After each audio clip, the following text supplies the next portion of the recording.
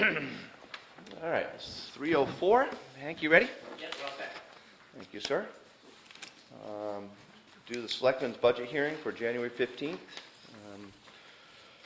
Basically, up to this point, we reviewed everybody's budgets, first round, so to speak, and we made some comments and asked some questions, and I think that was about a week ago, right?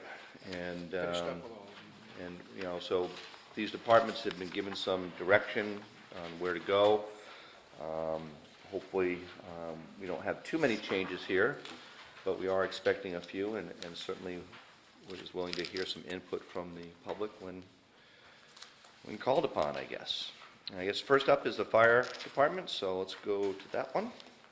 Everybody have a copy? Everybody all right? Okay, fire, yeah. Fire. All right. There it is, page 3, right?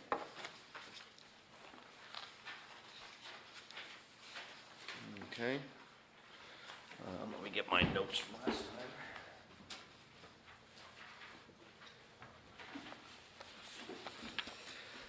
All righty. We're on page 3 in the middle, correct? Yeah. All right. Let's chime in here, Jay, if there's anything here I miss on this. Let's see.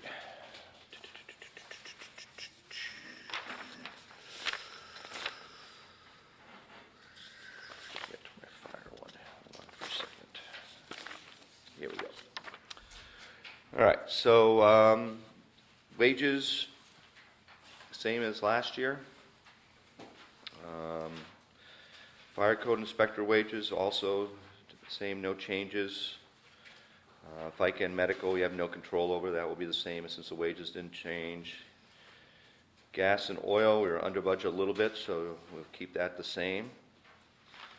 Operating expenses, we went up $500, which certainly isn't a huge amount of money there. Obviously, I'm sorry, 5,000. No, it says 500 on the difference there. This is operating expenses on the fire department, 17,000. We were over budget by 7,000. We appropriated 17,000 Right. in 2013. In 2014, we're going to 17,500. Okay, so Jay, what was the reason for the overage there? Most of it was furnace issues, That was the last fire, I think, was some cost of living stuff, there was some truck repairs, a lot of furnace repairs, a lot of furnace issues. oh, that's right, that was mostly and furnace. Lots of, there was a bunch of foam, so that's pretty much a lot of building maintenance stuff. And those were one-time costs, and we're probably not going to see those again this year, right? Hopefully. Okay. Any questions on that item from anybody? Special equipment will remain the same. Testing equipment is up a couple $100. Is that for Cost of living. cost of living raise there on that one, I guess? Utilities and propane, again, up about $350. Small increase there, cost of living. Training will remain the same, and now we have 10,000 added to a new line item for parts and repairs. Is that correct? Is that a loop? Yeah. Which is a possible pump repair, not positive yet, whether it's actually got an issue or not, but there's just in case, there's a $7,000 figure there for a pump repair for one of the older trucks. Okay. So that's what that's all about. Any questions? John, Or we had that account with it as a different account. right, that's actually a new account just for parts and repairs, right? It is a new account, but it's not a new experience of expense. It was just expense differently. Right, I believe what happened was we had lumped it all in one big category. Now we're breaking it out. Those parts and repairs are going into individual departments. And since we're anticipating a $7,000 pump repair, that's where that line, that's where that goes. We moved it over there from the, I guess it's the maintenance of the town properties, I guess is the word. Was that, oh, that's a different one, I'm sorry. It's just a new account from parts and repairs of the other ones. Any other questions? All right. Anything else on that, Jay? Building maintenance, again, this is, we broke it down by department, so this is, again, a new account, but it was moved from the maintenance of the town properties, so now it's actually in the fire department, so we can direct those funds into that account, and that's going to start at $5,000. Hydrant service remains the same on that.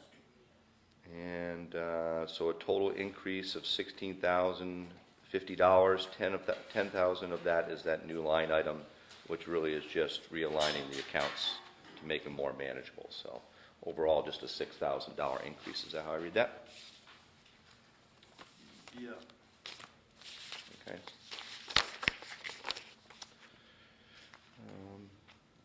Management, emergency management, wages remain the same, $5,100. Communications went up $1,000.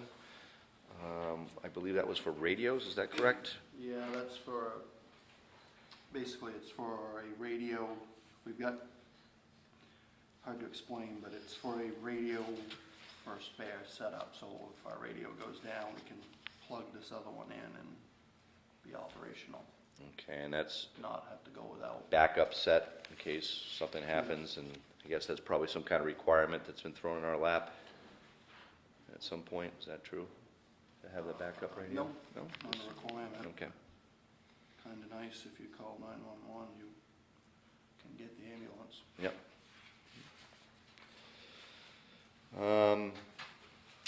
Total emergency management was $9,100 last year, and it's up to $10,100 for an increase of $1,000, which would be the spare radio. Any questions on that one? The radio, you know, I see we only spent $2,400 on a $9,100 budget, but then we increased it by $1,000. Why did we increase it when we spent? 4,000 is the figure we always have in there in case we have a breakdown on tie roll. So for the last 2 years, I don't think we spent any of that money. Next year, we gotta buy batteries. Every 5 years, you gotta buy batteries for the solar system that charges the 12-volt batteries. Next year, we're on our, 2014, we're on our 5-year cycle for batteries. So between Violet and Jackson, we gotta buy $5,000 worth of batteries. So 2014, we're buying batteries, plus we still need some money in there just in case the radio system breaks. Plus, we're asking for $2,000 for this radio, which 1,000 of it comes from Violet, 1,000 of it comes from Jackson.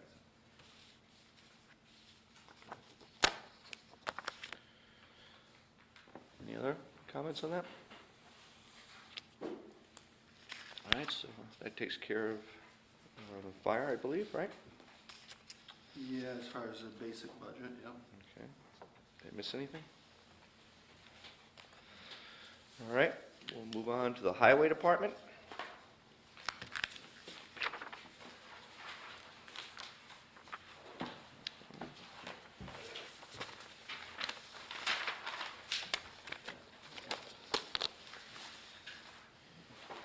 Is that the highway wages? Is that? Yeah, we're going to start right at the bottom of page 3, right where we left off. Right. Okay. So does the highway wages reflect the 4% increase That's correct. across the board? And on-call pay was also included with that. So, so we're looking at about an $8,000 increase for the increases of wages and the on-call pay there. All right. Consequently, the FICA and medical will go up $562. Health insurance actually is going to go down. We had some kind of placeholder amount that we didn't know where it came from, so we eliminated that from the budget. since it seems like it was a category that just wasn't being used, and we couldn't figure out for the life of us where it came from. Pete, do you know why that would, do you remember anything about that? Or Gino? You remember anything about a placeholder for the insurance? It was, well, how much money was it? It was only in the highway department, but it was like $6,000. $6,000 just in the highway department, a placeholder for insurance. I don't remember. We took it out. It seemed like it wasn't useful, so that's why that's down $1,500. Pension goes up almost $1,900. Again, that's proportional to the increase in wages on that one. Any questions on that part of Jay's budget? All right. Moving on to streets and highways and streets here. A lot of the categories have no increases, sand being one, staying at 24,000, gravel's 12, salt 33, all those remain the same. Culverts went up a couple grand. I believe that was for Dundee Road. We still have a couple of culverts that look like they're going to be due for replacement. Is that correct, Jay? There's a couple on the paid part of Dundee, our regular culverts that we do on a regular basis, plus maybe one on Carter Notch, a big one, so we added some for that. Okay. Highway road maintenance still stays 130,000. Street signs and flags are 2,200, no change there. Gasoline highway, we went up 1,000, just because we were getting close to that $30,000 of appropriated money from last year, and just to kind of keep a little buffer in there in case prices go up. Phone internet services remain the same at 3,000. Highway equipment parts and repairs, 20,000 remains the same. Special equipment went up 1,000. We went over by 3. I believe that's for leasing of equipment. Is that correct? Special equipment? Yeah. No, that's cutting edges, tires, Oh, okay. From the tools, whatever. okay, The Wasn't biggest leasing. reason for the increase is tires and cutting edges. tires and cutting edges. Certainly with this week, they've been taking abuse. Supplies, small tools and oil up 1,000. Again, we went a little bit over budget on that this year. That's just cost of living Yeah. stuff. Miscellaneous expenses and trainings were down. I'm sorry, we're the same, but we only spent 1,800. Do you think you can lower that, or do you think that was just a fluke for this year? You never know, it's, That's not good. Clear out a meeting.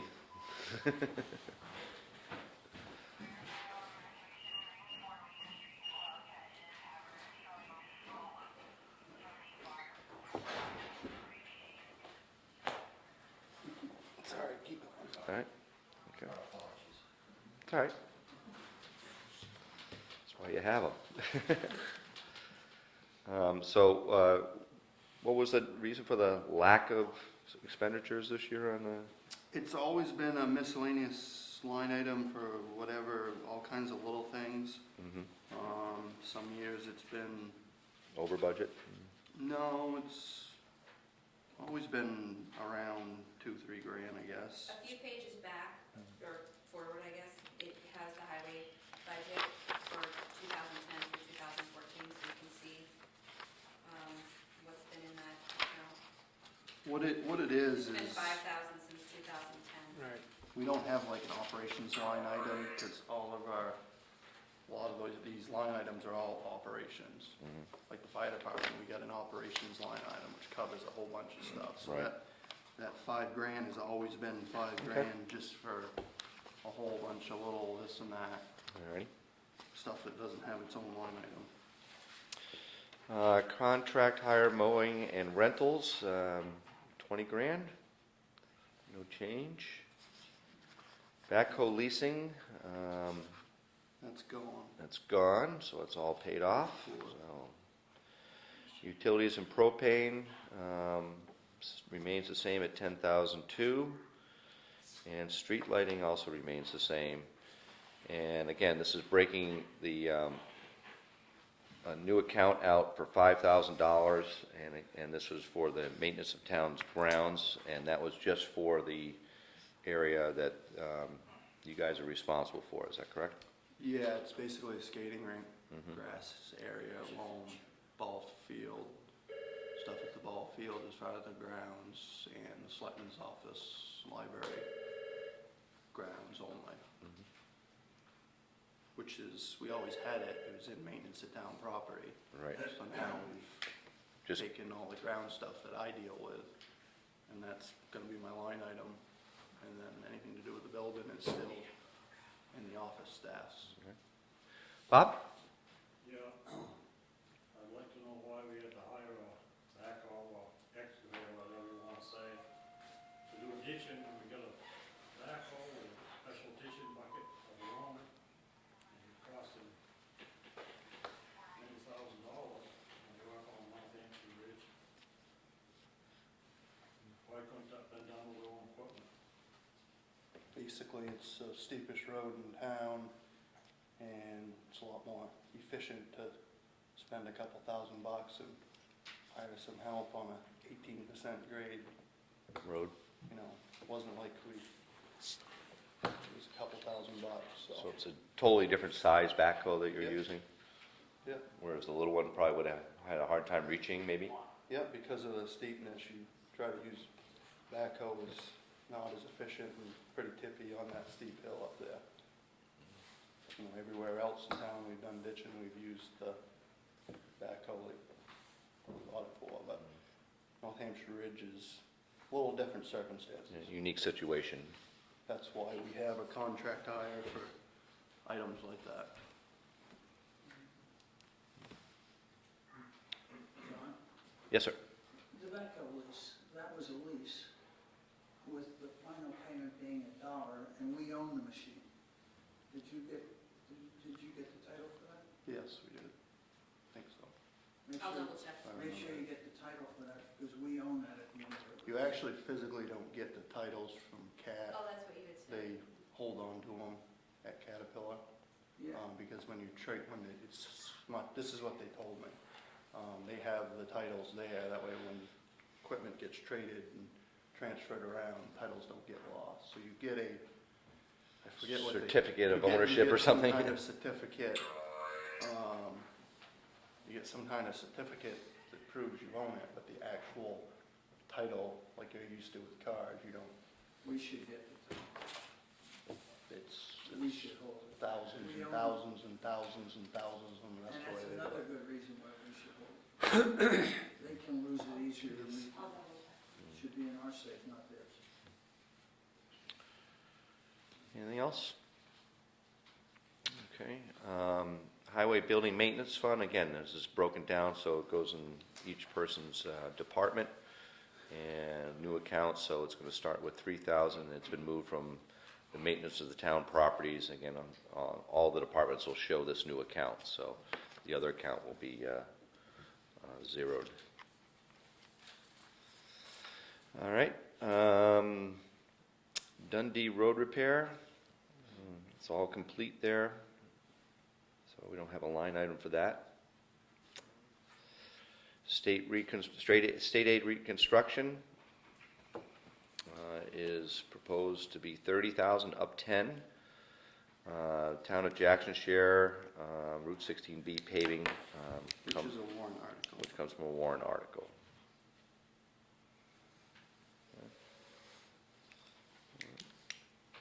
Any questions for Jay on the highway? Did we finish that one? Okay. Anybody?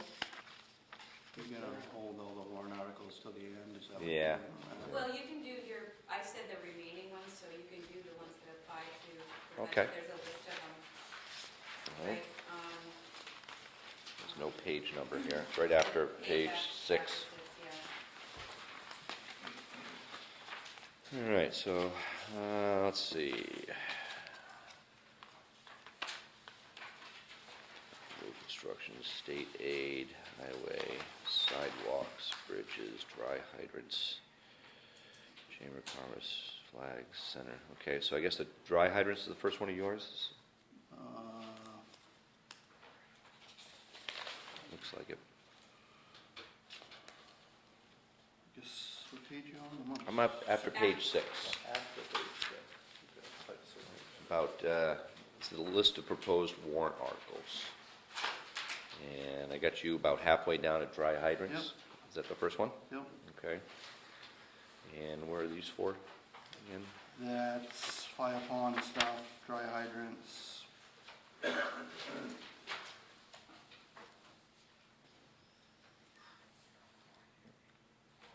Was there a dry hydrant at Whitney's Pond at one time? There was one over by, pipe came out of the pond, crossed the brook, and it Right by came the up. tennis court, didn't it? Yeah, right there by the tennis court. Mhm. There was one there that Coleman put in, I don't know, I gave you that history. Mhm. I didn't, I actually don't don't have it with me, but That had failed back, Ed was still chief. That failed, so rather than dig the brook, go through the deal with the brook, They just took it out. decided they wanted to put the dry hydrant in the pond, so there was a bunch of money spent. Put the dry hydrant in the pond, but that didn't really pan out that well because getting so much silt at the intake of the pond, Mhm. so it kept getting buried. In the meantime, they widened the berm. The berm got widened there, so you could actually get a fire truck closer to the middle of the pond where it's deeper. Drop this. So it made it more accessible to draft out of the pond. Is that what you do traditionally with most of the ponds now? Yeah. You know, instead of I having mean, a the dry advantage, hydrant? the dry hydrant, the biggest advantage is the wintertime. Yep. So Put right it's a on. little easier. Problem with it, dry hydrants take maintenance to keep them up, keep the screens so you don't suck up dirt and stuff. There was a few other dry hydrants in town, one at Burgess's that got removed, just because of maintenance nightmares. So, that dry hydrant got removed at Whitney's, and we decided just to draft out of it, which is basically what we did at the structure fire at Whitney's. Mhm.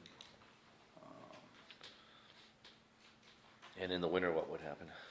Would you get the Get on the ice and drill a hole? cut a hole, which is what we did at the Whitney's fire. Oh, yeah. Cut ice and That's right. that much would go. So that's for whatever the selectmen and the fire department decide where they wanna put their money on dry hydrants or fire ponds or whatever. Okay. Bridges, 5,000, and that's kind of a token amount. Basically, all we can do with the bridges is just replace the decks for that kind of money. Even more than that, but Yeah, it's just adding to the fund. add to the fund. Sidewalk repairs, we're looking to do a repair along Route 16. Yep, that's up to the taxpayers to vote on. It's paving, basically, try to get 2 inches of pavement from Wildcat Service Station to the bridge, Mhm. whatever we can do. It's pretty, without going full-blown reconstruction and digging it all up and redoing it all, it's about the best we can come up with. So, I figured do a warrant article, let them vote on it, they wanna spend the money on it. Is Yeah. that digging up the material that's there? No, that's just paving, adding 2 inches to get it up in the air a little bit. And right now, every time you're just peeling the pavement off every year from the state plowing it, plus us plowing it, so it needs, can't just shim it a little bit, it needs a good couple inches, plus it needs to be raised up for safety purposes. Now, being state road there, the state isn't responsible for it? State's not responsible for Right, any sidewalks, and nothing to do with any sidewalks. They won't do nothing. Okay. It may be there right away, the sidewalks are in there right away. Right. But they have nothing to do with sidewalks. At least that's what I'm told. Highway new truck, $95,000 into It's trust fund. basically replacement of a small truck, It was the 05. which we have a large amount of that in capital reserve already. We're basically, the plan is to get rid of the oldest truck we have, rotate the next oldest truck to like winter use only.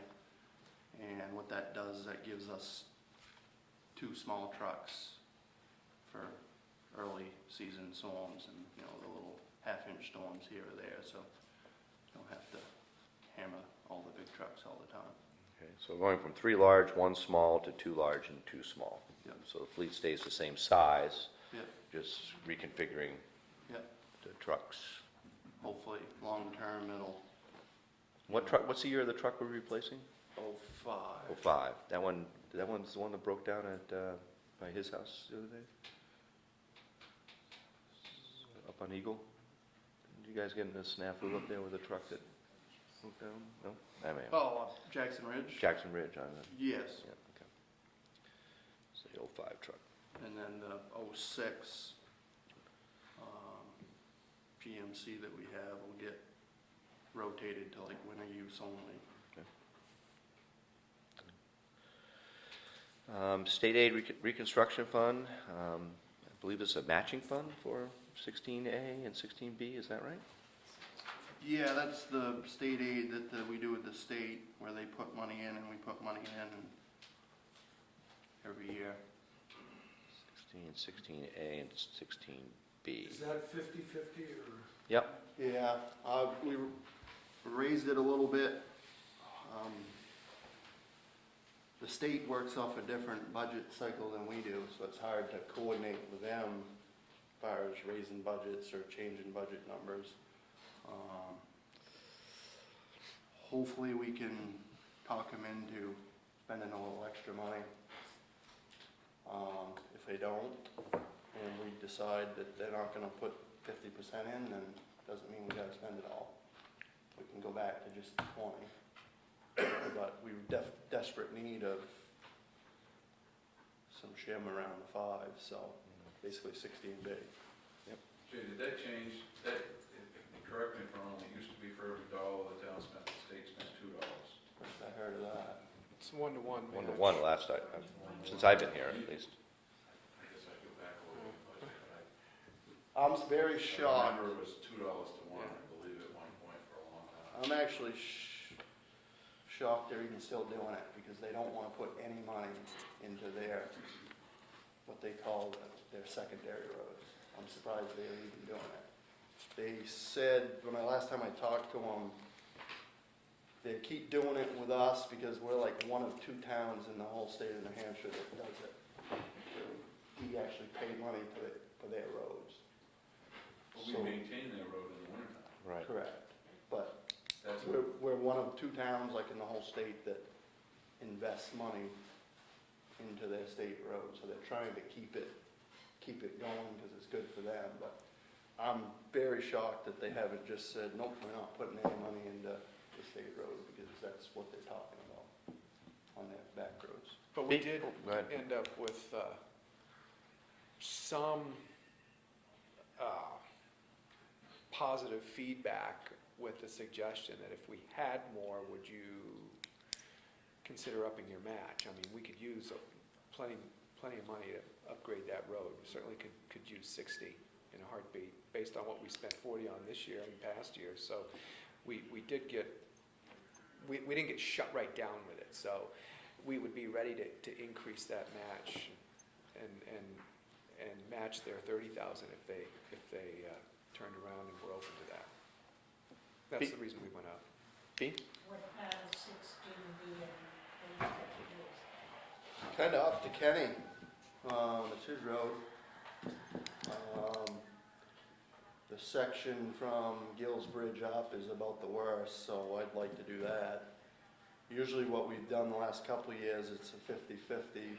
We'll try to do one side of the mountain and the other half of the money, so we get both sides of the town kind of done. That's what we did this year. We took the town's money and paid Carter Notch side, and took the state's money and paid the other side. But it's hard, the state's doing, they want to do the greater shim, which doesn't come out very good. we put our 20 grand down with a paver. And if you drive up Carter Notch, you prove the difference just by the ice buildup last couple weeks, because you can see the difference where we paid with a paver versus shimming with a grader. Anybody else? Okay, very good. Big ticket item here, road construction capital reserve fund. This was last year, I believe it was, how much was it, 200,000 last year? Yeah. And this would be in addition to the 130,000 that's in your regular budget, correct?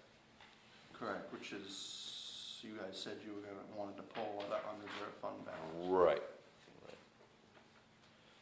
So this isn't tax, this isn't money you're gonna get taxed on. You've already been taxed on it. Right? That 100 grand is coming out of unreserved fund balance. I don't remember doing that. So you said same as last year with the 200. Well, this is where we were confused because you were talking about 63,000 at one point and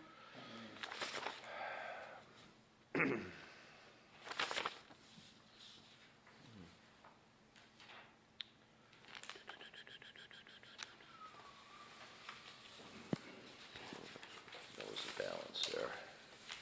you had notes on your sheet. too. Yeah, I know.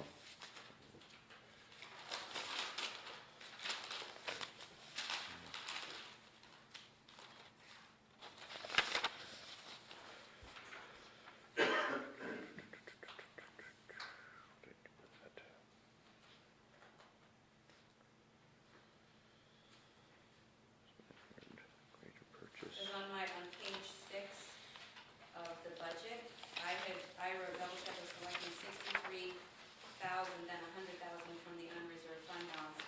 Jay and I weren't sure if that's what you meant. I remember you did a bunch of math at And both of us had a work different session. thoughts.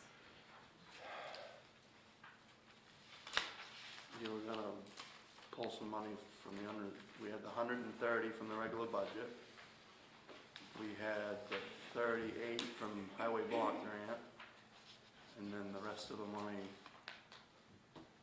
And you then were gonna pull from unreserved fund balance. But for some reason, she had a couple different numbers. Yeah, I had that you wanted to put 63 in the capital reserve fund, he had 100. Maybe it was, I can't remember. Well, I believe we discussed setting that money aside for paving at one point, but at the end, when the decision was made, We returned we money returned all the unreserved fund balance money to 17%, wasn't it?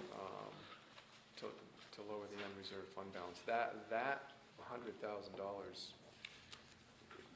won't be coming out of the unreserved fund balance. Okay, so that capital reserve needs to be 100 then. That's what I recall, yeah.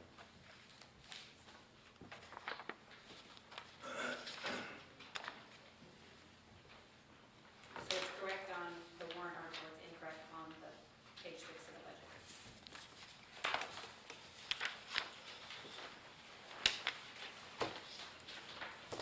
Road construction capital reserve, Yeah. so that should be 100,000 if appropriated.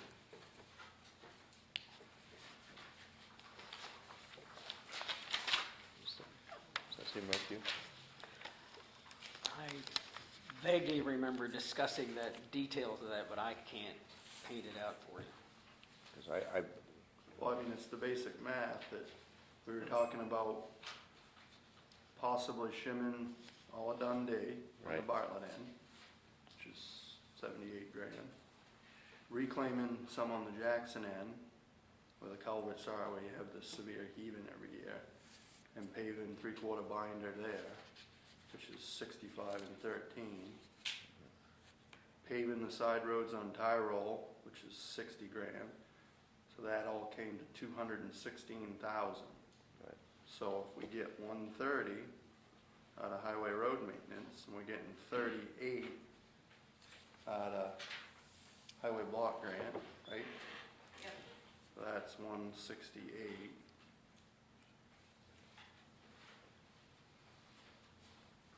100 gives us 268. So that was giving us another 50 to try to hit, you know, one or two other little roads to try to get caught up. I think that was the conversation. That I Kinda recall. up- It's That kind part I of recall too. up to you guys or the taxpayers or whoever, how much they want, you know, you wanna put 100 into your roads, you wanna put 300 into your roads? No, and that's the math, and that's the conversation. And at the end of the day, we decided that we would put it on a warrant article. That's if I what I thought. remember it, but it's not remember coming that. out of the unreserved fund balance, but that $100,000 for road construction is what we really felt would get us at an even state here with the things that really, really, really need to be caught up with. Yeah. And we, The amount of money we put in last 2013 was really, even though it wasn't a lot of reconstruction, it was repair work, but That's it right. really caught, Get caught up on the, right, if you want smooth roads. right. I mean, we did 360-something thousand in paving. It's the biggest, I don't think the town ever in its history has spent that much on paving or maintenance. and as far as your plan for, you know, pace of this paving, we're slightly above, slightly ahead of schedule from what we discussed earlier? The capital improvement plan that I gave you a couple, 3 years ago, Right. it's getting us, I wouldn't say we're ahead of schedule, but we're not that much behind. And this would get us a little bit ahead if we did some of those extra little side roads on Tire Roads, that was. if I we think got we'd be 100,000. right on, Right on schedule? Yeah, Jay, yeah. as I remember it, Yeah. I that wouldn't was say we're gonna above, bring us, we're not above, but. that was gonna catch us up. Okay. Fire truck capital reserve fund? That's a big one. Mhm. Basically, we're looking at a, see if I can find the paperwork on that. We're looking at a possible new truck in a couple of years. 450 grand. We've got like 2 something in there. So if you wanna have the money when it comes time to buy it, we need to up the capital reserve to that kind of money. Well, and that's Pay now or pay later, I the guess. same problem we're having with the highway, the heavy highway equipment capital reserve fund as well, or highway truck capital reserve fund. is We're not keeping pace with what we're gonna have for a need when the time comes to replace that equipment. We haven't been setting enough aside, yeah. Just a question, and I think it's very much supported, but with a fire truck that's a 25-year vehicle theoretically, does it make sense to explore, given the cost of money versus the cost of inflation increase you face every year, to look at exploring doing a short-term finance and buy the thing before you add 2 more years of increase and finance the minimal difference and get the thing in? Does that make sense to you to look at that? There's no discussion about it. I mean, if you're talking a 10-year or less vehicle, I would absolutely not even bring that. But you're talking a 25-year vehicle, is it less money for us to buy it now and finance a couple of years? That said, then you got another truck that's coming fairly close to replacement too. But have you explored that option to see whether or not in fact it makes more sense? We haven't because. Traditionally, as of the last many years, we've capital reserved to purchase, but when you're now talking a $450 to maybe a $500,000 purchase that you're gonna have for 25 years, I'm just saying, I for one would at least suggest you explore that, see whether it makes sense to look at that. Because of the bonds we got already, you know, with the town garage and stuff, I wasn't a huge fan of it. If we do 200 grand the next 2 years, we'll have more than enough money to buy it outright. I understand that. My point is that, what are we looking at for the next replacement?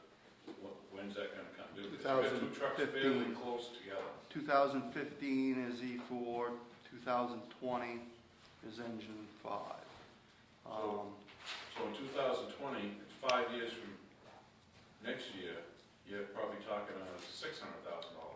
I actually had a lengthy conversation with Lakes Region Fire Apparatus on that exact thing you're talking about. E4 is a little bit more expensive truck. It does all the mutual aid stuff. It goes out of town. E5 is gonna get rotated out from extrication and motor vehicle accidents, and E4 will be doing a little bit of that, most of that. So E4 is a little bit more money. When it comes time to replace E5, the estimate he gave me, basically it's 2% a year is what the trucks increase. So for E5, we're talking, 510 grand. So we would need to keep up pace and be able to pay for it when we're ready to buy it. We'd need to commit to 100 grand. 100 grand a year starting this year. Yep. Right. And even, well, actually more than, if you're talking to raise 200 grand in the next 2 years. Right. So, What kind of resale value would you get with the old truck? The most recent one, I know in North Conway, when they just traded theirs, which a little bit different truck. You gotta find the right person. Sure. If you can sell it as a fire truck. You know, they got 40-something thousand out of theirs. Will we get that much out of this one? I don't know. It kinda comes down to spending a lot of time and finding the right place for it to go. The resale for it should be a lot more than any of the trucks in the past because of what it is. When you're talking about financing a couple of years, I mean, how many years are you talking, what do you? just throw that out, Are you know, I mean, we have done that in the past on occasions. I mean, it's obviously nice to have the money in the bank and interest and more ready to buy it, but Right. because of that dollar and because of that long term, Right, if we look at over the next 7 years, spending $1 million, right. is that 2% a year increase a good deal and keep paying in the bank, or is it a bit better to finance 2 years, buy that now and save that 2% increase on Right. $400,000 bit? That's all I'm saying, just. No, it's a great It sounds like suggestion. Jay's looked at that, I'm just, food for thought. Well, we haven't all looked at the numbers of the difference and what that would mean for needing to appropriate funds either, so. I think it's pretty clear with both of those trucks coming due here real soon that this $100,000 is a prudent request for this year, but then that would give us a year to really take a good hard look at some solid numbers and understand clearly how that could benefit the town. That's a great, we've never even discussed it.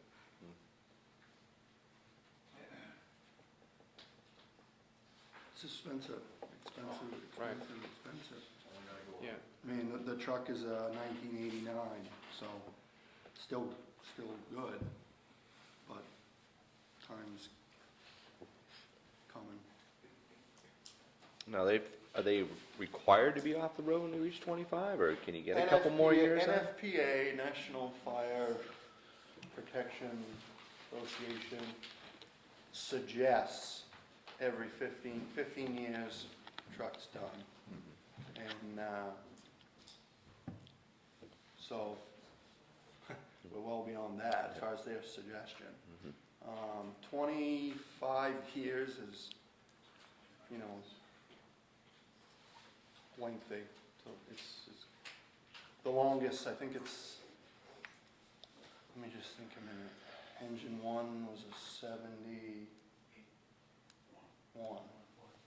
and that got traded in 95, engine 5. So 71, 81, 24. yeah, 25 Well, years old. There's another factor over in the NFPA, and that's ISO from an insurance standpoint. When's the last time they came in and did a grading of the town? They grade the town and they have a rating from 1 to 9. That was last year, I believe they did that, 2 years They ago. will very much look at the age of equipment. Every in year, their they, rating. they send us stuff that we have to fill out, basically. So they may very well say, you get a vehicle over 25 years old, it loses its grading. Mhm. That's an automatic insurance jump potential if they drop your rating, as the town's rating for fire protection. One of the most recent things I've heard is the what-if factor, which I don't live by what-ifs, but they are talking about, insurance companies are talking about cracking down on people responding. You respond to a call, you will respond in a fire truck. That's the newest one I've heard, just as an exhibit, which is ISO, all that stuff. I don't think any of them, NFPA, ISO, any of them are gonna tell you gotta do anything.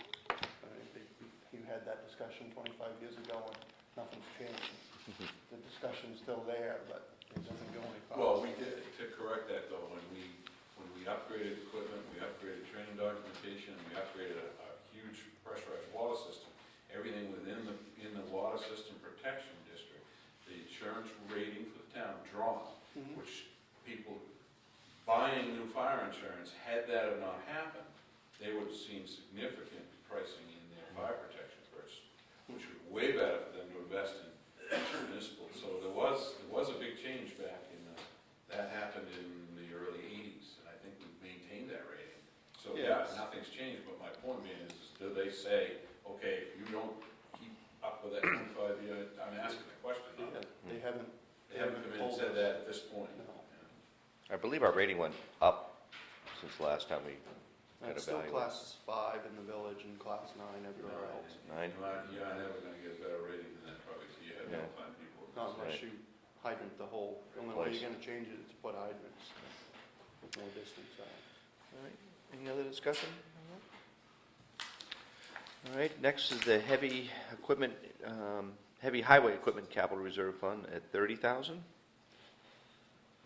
Which is just maintaining that fund for future, for down the road, way down the road. There's no immediate plans at all for a loader or a backhoe or anything. So it's just there, It's just to maintain. get the that. fund going because we just spent it. Yeah. Highway truck capital reserve fund. That's just to start the process over again after we Just buy the. continue the existing one we got. I think that takes care of you, Jay. Any others in there? I think that's everything within my budget. Let me just. Anybody have any comments out there while we're perusing? On Jay's fire and highway department budget? Let me just make sure. I have everything.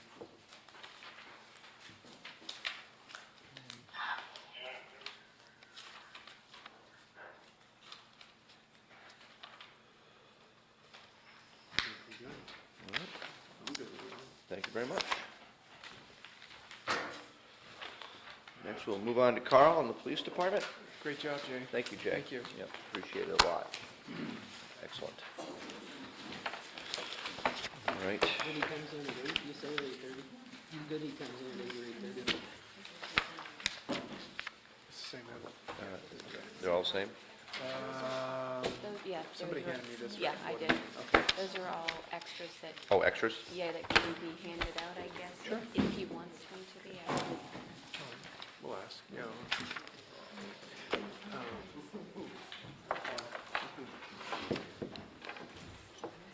I'd like to.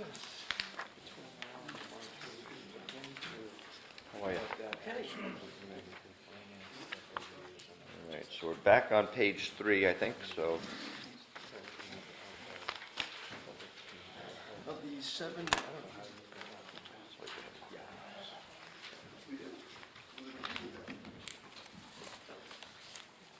Hi, Carl. All set? Go ahead, sir.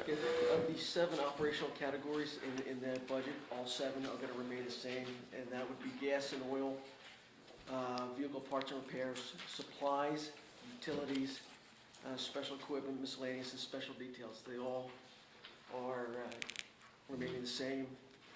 So what I can control, I'm controlling, and they're going to remain flat, the same. I guess that the biggest thing here is gonna be the wages, so we should delve into that. Sure. So, my desire would be to get Doug and Sean up to what I feel that they're worth and that they should be paid. And that does cause some sticker shock when you look at it, there's no doubt about it. And realizing that there's gonna be people that are gonna have a tough time with that. Kind of went back to the drawing board and drew up some new numbers to put before you. And so on the sheet that has the three displays of increases, 6%, 7%, and 8%? This spreadsheet that I got right from the meeting, right? Yes, that one. Okay, Okay. and we've got, does everybody in the audience have one of those or nobody? We have some extras here, it might be good while we're having this conversation. If we're gonna refer to numbers, for some of those to be spread around. Thank you.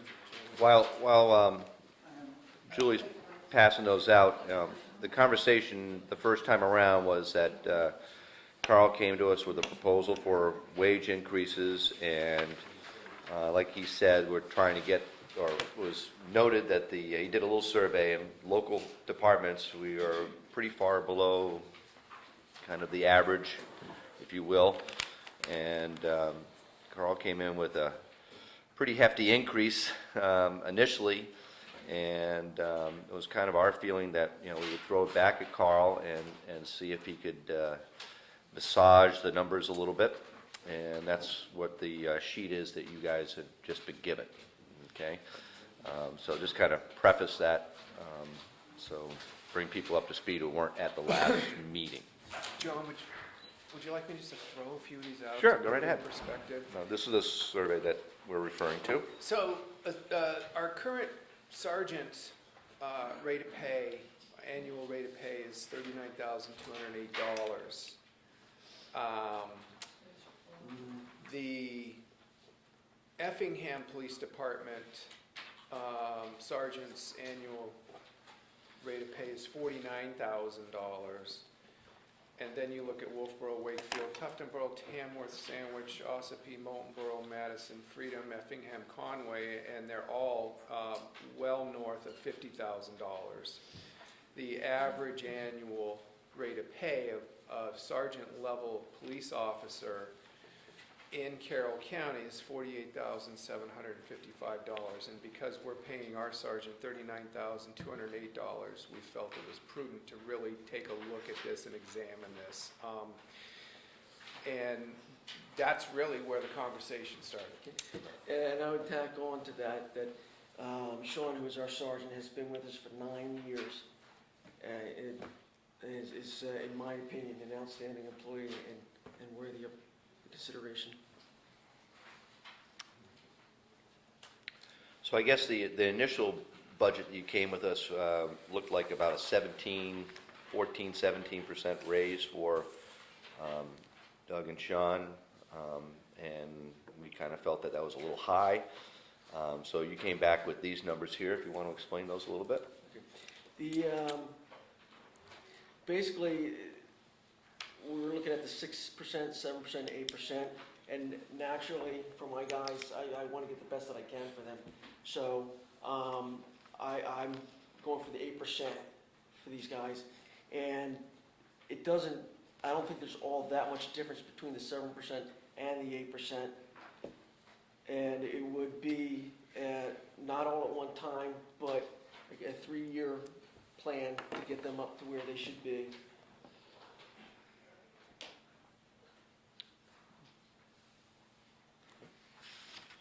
So that's 8% over 3 years or 8% a year? 8% a year.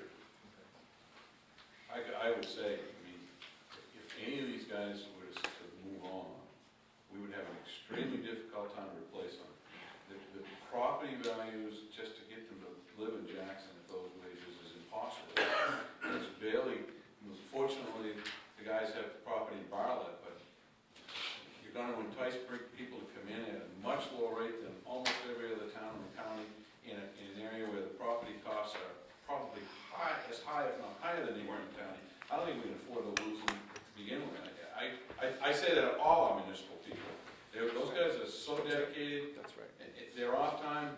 25 years on the ambulance service. I'll tell you what, we have an emergency after midnight at night in our neighboring town. You don't get anybody to come out. You depend on the state police. There isn't a time these guys don't come. 24 hours, whether they're on or off. We need to really look at this as a town and support them and keep them.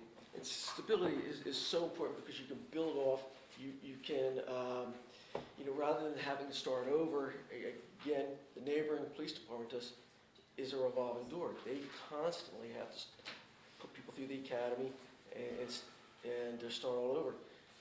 We don't, and because of that, we've been able to build on the various skills that Dawn and Shug have. Bill?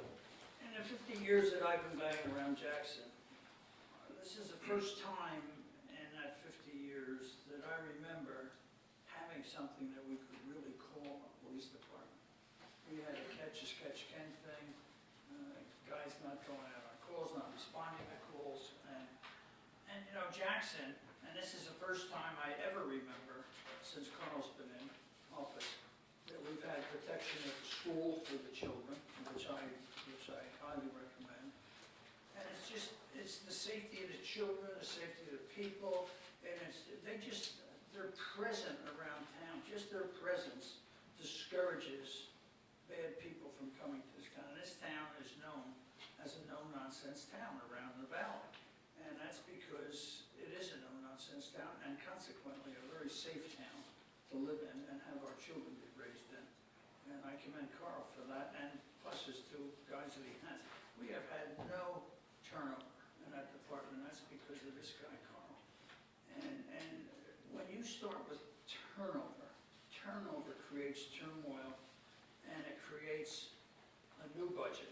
If anybody coming in here is gonna look for more than what these guys are looking for, because that's what the market is, it's out there. I mean, I researched it myself, but I don't wanna be at the bottom of the poll, but I don't wanna be on the top either. And by doing this, we're not even near the top. And instead of going for a 17% increase like Carl was looking for, a 13% increase, he's mellowed the thing by saying, okay, give me an 8% deal over 3 years, which gives us a chance to, as a town, to catch up. We fell behind. I remember 5 years ago having the same discussions, and we were behind then, and we did a little catching up, and then we fell behind again. We didn't stay with the time, so we're faced with that now, and we must address these issues and do what's right for the town of Jackson. I'm interested in the town of Jackson as well as I am the police officers, and I don't think that by doing what we're doing, giving these guys the increase that they deserve, that it's not gonna hurt us, it's gonna help us, and make it an even better town to live in than what we have now. So I strongly support his proposal and recommend that you guys give serious consideration to the 8% increase for these guys. B? I just think it's a lot of increase all at once. We are a small town. You're talking Woodville and other towns. We don't have a population of 1,000. And you're talking towns much bigger than us. Freedom. About the same size, 3 MPD. Population, population-wise, size-wise? how much? I don't know what the population is of Freedom, but wouldn't it be, That was 2,788. I'm just looking at Freedom. I was just picked that one because it's right above Jackson here. I call around to get population. Would I you, just think an 8% in this economy is a lot. I don't disagree with you, but being a department head at the high school, I've gone through math teachers like I go through. Yeah, but Jackson never had a big turnover in police department. No, We never but had a it, police department. you know, Yes, I we have. We have one Sorry. person, I beg your pardon? one person. We've had more than one person on the police. anyways, my point was that not too long ago, we lost a teacher to move to a school district south of us for 15 grand. And that really decimated, the department at the time, because I had to look for 4 new teachers that year. And losing one of my star teachers, at least one of my experienced teachers, to 15 grand, that was kind of hurtful. I mean, I hate to, see that happen. I certainly understand that, 8% is a large increase, but we are so far behind these numbers. I was astonished when I saw those, but that's typical what I see around the school districts too, in terms of what we pay our teachers. So, I certainly can see, I certainly can't justify 17%, I think 8 is a lot as well. Certainly 6 or 7 is a little more palatable. Initially, my thoughts were, like Carl said, was to do it in a 3-year increments and try to, take that big hit and try to get them caught up progressively instead of doing one big increase at 17%. Certainly 8 is a lot. I could live with 6. I don't know how the board feels on that, but what do you think? Well, I certainly, it's a difficult issue, and it's hard to stomach some of these figures. There's no question about it. I remember when I served on the school board, and Peter's in the audience, and correct me if I'm wrong on this, but we had some real issues around, some serious concerns around workforce retention with our classroom teachers at one point in time because we were so far below. And so then you're looking at the whole workforce development issue, hiring, training, and incurring all of those expenses to go out and do an employee search, and it's difficult, and these numbers are difficult too. If you look at these numbers, if we give our sergeant currently a 6% rate of pay increase for the next 3 years, and that's the one thing we said when Carl presented his initial budget is, boy, it'd be nice to try and do that in increments. and lo and behold, he went back and he looked at this and he came back with this counter proposal. But if at the end of that 3-year period, if the town approved those 6% rate of pay increases, he's still going to be below the average, but not by much, of where the sergeants are today. So he'll be that much further below the average at the time, but we'll be within reaching distance. So and then 7%, there's really not a big difference. That I agree with you, John. There's a big jump there between the 7 and 8%. You know how the things compound, percentage increases compound over time. I was thinking a 6% would be reasonable. I look at the difference between a 6 and a 7% commitment over a 3-year period. Commitment, bearing in mind this all requires voter approval over time, but there's not that much difference there. So I don't know. Those are my thoughts. Bill? I guess Carl and I have spent some time talking about this, and as you know, I'm not a person to do a lot of increases, but I think that the Jackson Police Department is really an outstanding police department. It is not a, so-so police department. These guys really go out of their way to get things done. They're professional. I've had people outside of this community talk to me about Carl's service. We get letters about what they do, going extra. It's not only the thought about, nobody leaves, but if somebody does leave, if one of them can go to Conway and get a $10,000 increase, whether he lives wherever he lives, it's $10,000 more dollars. If we make the effort to say we recognize your service without handing them, an overly amount of money, I think we're saying to them, we respect what you're doing, we're trying to get there from here, and yes, it will take some time. I personally think the 7% is not exorbitant. Peter? Well, I'll defer to Chief first. I'll only say that, for all municipal employees, all the employees of this town, unlike our equipment and buildings, they appreciate overtime. Mm-hmm. They don't appreciate overtime. They become more valuable over time. Some of the things that they do, you can't put a dollar figure on, and the experience and the wealth of knowledge that they have in the community. So wherever you end up on this thing, it is up to you, but I just would bear that in mind as you move forward, because the most valuable asset any community has is its employees. Absolutely. That's right. Jay? Just a question, Got you, Gino. all the PD guys, are they getting 100% paid on health, or are they all paying a portion? No, Doug's paying portion. So the other two are getting 100% coverage? Yes. Gino? I have a problem that causes these things to occur. It's like back in the 90s, there were several years where no one got pay increases. And I think 11 and 12, not positive, but maybe 10 or 11 and 11, nobody got the increases, they were very minimal. Mhm. What happens at that point, you do begin to put people in reverse. In 2004, I think we began the process of raising the town employees $1 an hour or something. And that went over about a 5-year period to catch up.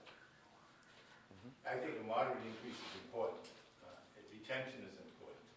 The quality is important. And having been one of the people that hired, I think all 3 of them over the years, I think that's important. The training and retraining is important. But I think one of the things selectmen have to keep in mind is look in the future. When you come to a time when someone's get pay increases, make something every year if you want to retain people. Because you let it go 3 or 4 years, you're so far behind, and you run into numbers like this. And we did lose our part-time police Yeah, officer, she went for another PD, yeah. another PD, yeah. Question directed to Carl. I mean, I know you've talked about that retirement word, not in the not too distant future, next couple of years maybe or whatever, and not asking you to commit to that, but if that's the case, we're down where we're down. And I hope to God that our other 2 guys who are doing an excellent job, I feel as well, will maybe get an opportunity to move up. Then we still have to replace them.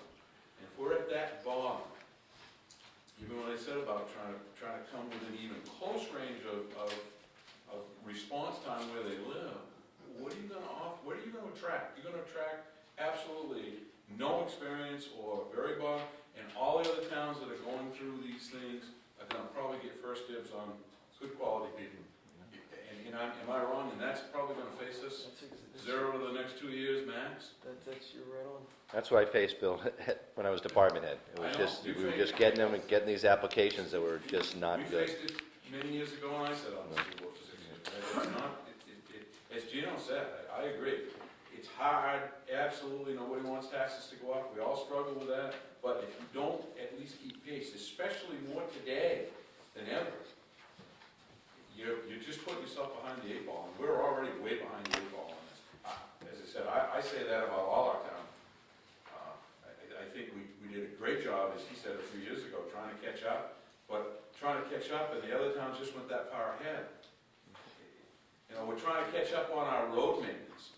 Okay, what about the people that maintain that road and make the town safe? Is that more important than driving on a bumpy road? Personally, I don't think it is. The other thing is, in looking at those wages, is that antiquated by a year? 2 years. Those are old figures there that you're working with, so it's even worse. Oh, you're talking about the numbers from the survey? Yeah, Yeah. look at the date on that. They're old by over a year. 2011. Yeah, so 2 years.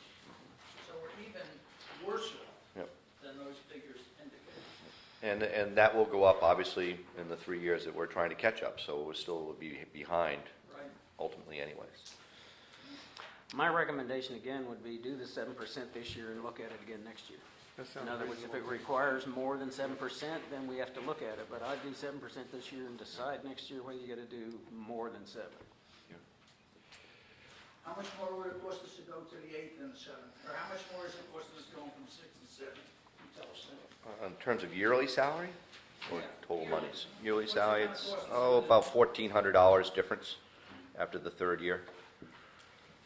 48.5 to 49.9. I'm not talking about that much. No. I mean, what's the difference? He's, whether we he's give talking them about the rate? difference How much between is it gonna going cost to us 8%. Oh, going to this 8 year this year? versus 8%, versus 6% this year, or 7%. It's a $800 difference, Right.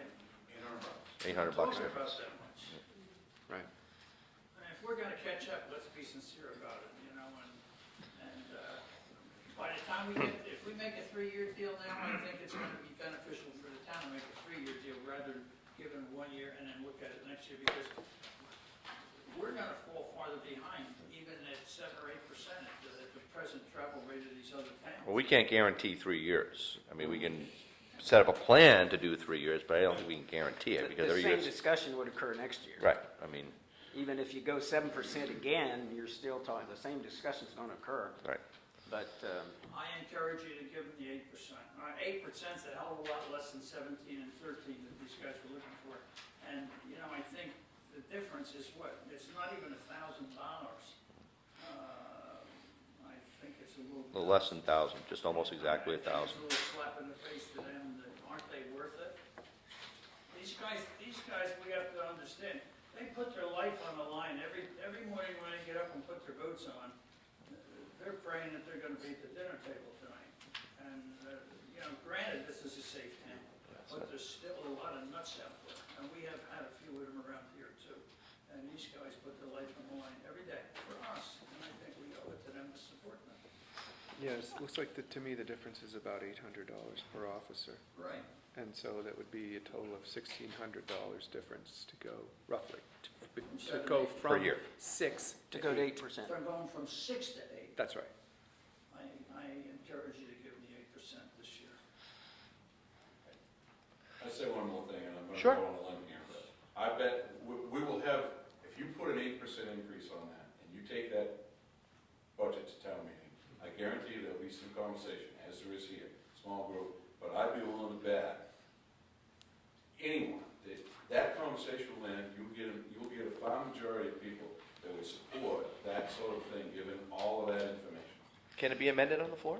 Yeah, absolutely. Well, now, you The can budget, do anything the general budget. without changing the intent of the article. However, the fact, if the majority of the people vote to reduce the police department operating budget by X number of dollars with the intent to take it out of salaries, that does not guarantee, it falls back to the selectmen to decide where that reduction is. There's no, the vote of the people can't say, yes, this is coming out of the salaries, period, on the regular operating budget. So, Be up to us. yes and no, but my point is, I bet that the will of the majority of the people in town will value all our town employees well enough to ensure they don't even think about leaving, given the option to do that versus road maintenance versus other things, you know. Fire trucks. Exactly. I really truly feel that's the case, and I challenge anyone I bet anyone that would be what. Do we have to do a motion in this?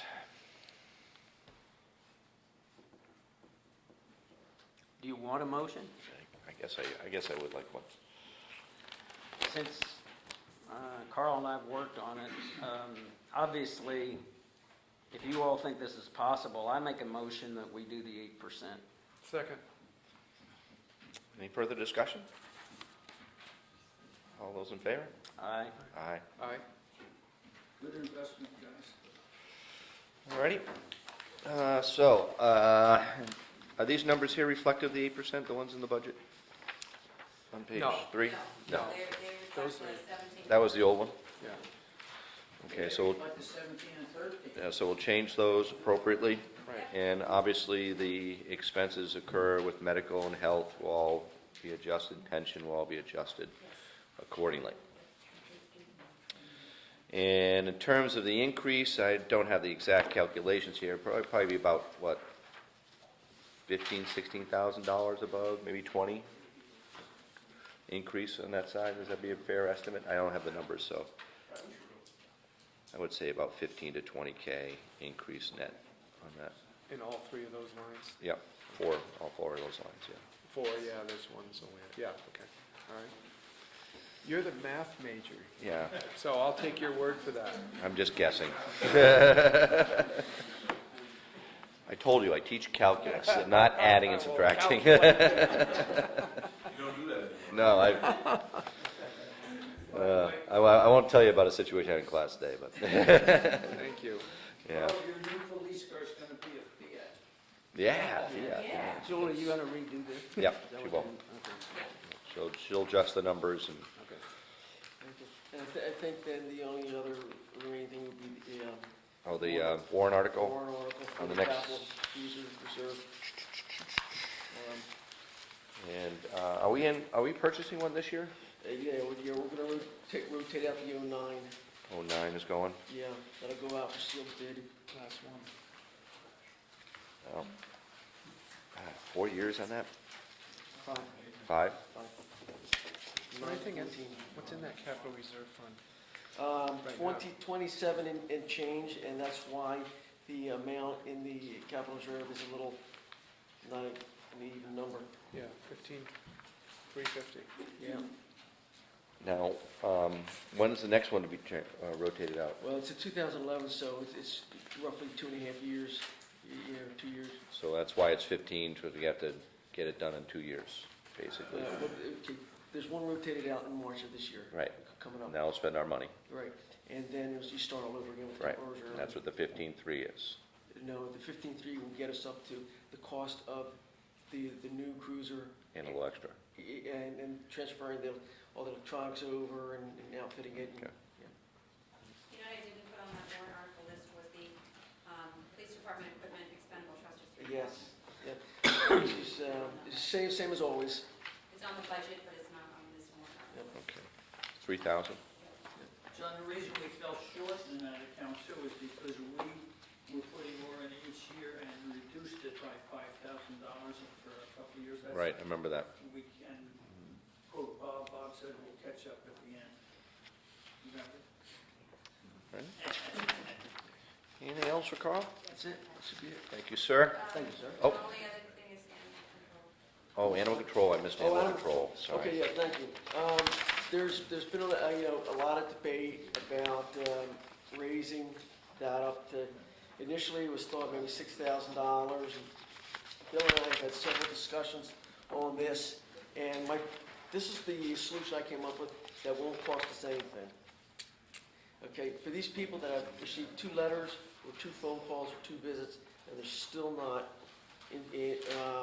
stepping up to the plate in compliance with state law, let us subpoena them to court and let them explain to the judge why they're blowing off our attempts to get them to comply with state law.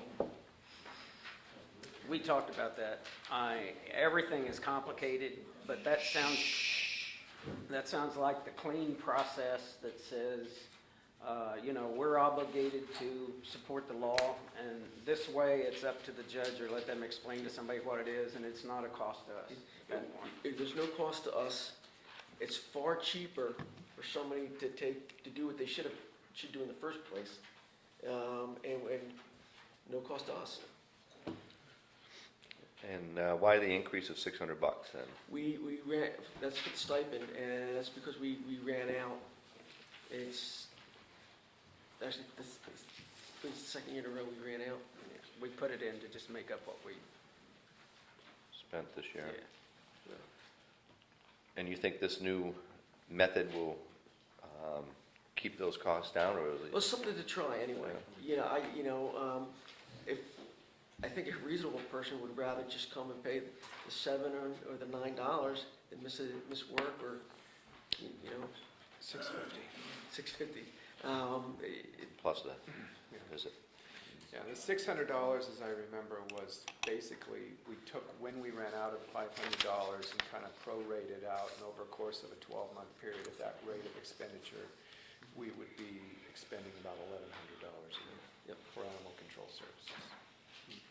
That's where this, because that's a little uneven, and that's why it's 600. Any questions on that? Very good. Thank you, sir. And I think that as you take the results of this meeting back to Sean and Doug, I think you make sure you don't forget all the good things you've heard in here about their services and why people are so Still supportive. I know that. I never should have bothered to mention it. but Steel trap. Understatement. Yes, Joe? I was wondering if I could ask a favor. I had a hospital board and I have to leave. Sure. We could move the warrant on the whole library so we could answer any questions. We sure can. Move the warrant to the whole library. Oh, that's Thanks. Old library, Yeah, what trust, was our fund? 60,000. 60,000. Well, the good news is we got the You want to permit. come up? That's okay. I knew it. You don't like us. 60, we She got said the yes. permit. We have an approved, state-approved design septic system, and the easement that Fritz Scople granted has been recorded. So all that's done, the clock is ticking, we have 4 years to get the system built. So the old library management committee got a couple quotes just to get our arms around what this is gonna cost us. We got 2 quotes on the septic system. Just to remind you that we're pumping this over 300 feet to one of the corners, way over by the Wentworth. Yes, oh, And yeah. one quote was Yes. 26,900, the other was 22,000. We have to get water to the building, which is going to require boring under Route 16A from the fire hydrant across the street. And we talked to the Jackson Water Precinct, and they gave us a name. They gave us a quote of 13,000 to get water to the building. We have to move the electrical box. The electrical box is in that little closet area, can't be in a restroom, and it's not up to code. So we got a quote from an electrician, and it was 28,900 something, so basically $3,000 to move the electrical box and bring it up to code. We've talked to Huntley Allen, who's just kind of walked through the project. He has not given us a firm quote, but he was guessing around $4,000. And that doesn't include landscaping in the front. That ramp is not compliant. We have to lift the step and do some regrading. When we added everything together, we took into account that both the septic and the water assume no problems, no rocks, no anything. We felt $60,000 was a reasonable number. We have insulation issues. There's no water in the building, so the insulation's not the best, so we have a couple other nuts to crack. We have 4 years to do this, but the committee decided to go in and ask the town for the money. This is kind of a once-in-a-lifetime shot. You know, this permit on the septic is really amazing that we got it, and that Fritz was so kind to come up with the easement, so that's what the basis of the warrant article is. Is the plan to have it all done this year? If we could get the money. If you get the let's money? it done. Would it make more sense to do it in parts? Maybe do the septic and the water this year and then the mechanical things I next don't year? like how you could put water in. Well, without maybe doing do it the other way insulation. around, but I mean, But you still have to do the insulation if you're gonna Right. have the machines there to do the digging. Would you just do the landscaping in the front at the same time, Okay. which means replacing the ramp? It seems to be tied together to do it all at once. Now, we could raise the money in 2 years, but I would suggest you do the whole project in one shot. I mean, it's a 100-year-old building. The town will be signing the contracts. Do you want a general contractor? I mean, there's a lot of things to think through and plan out on this project. And we think 60,000 is a reasonable amount of money to get it done.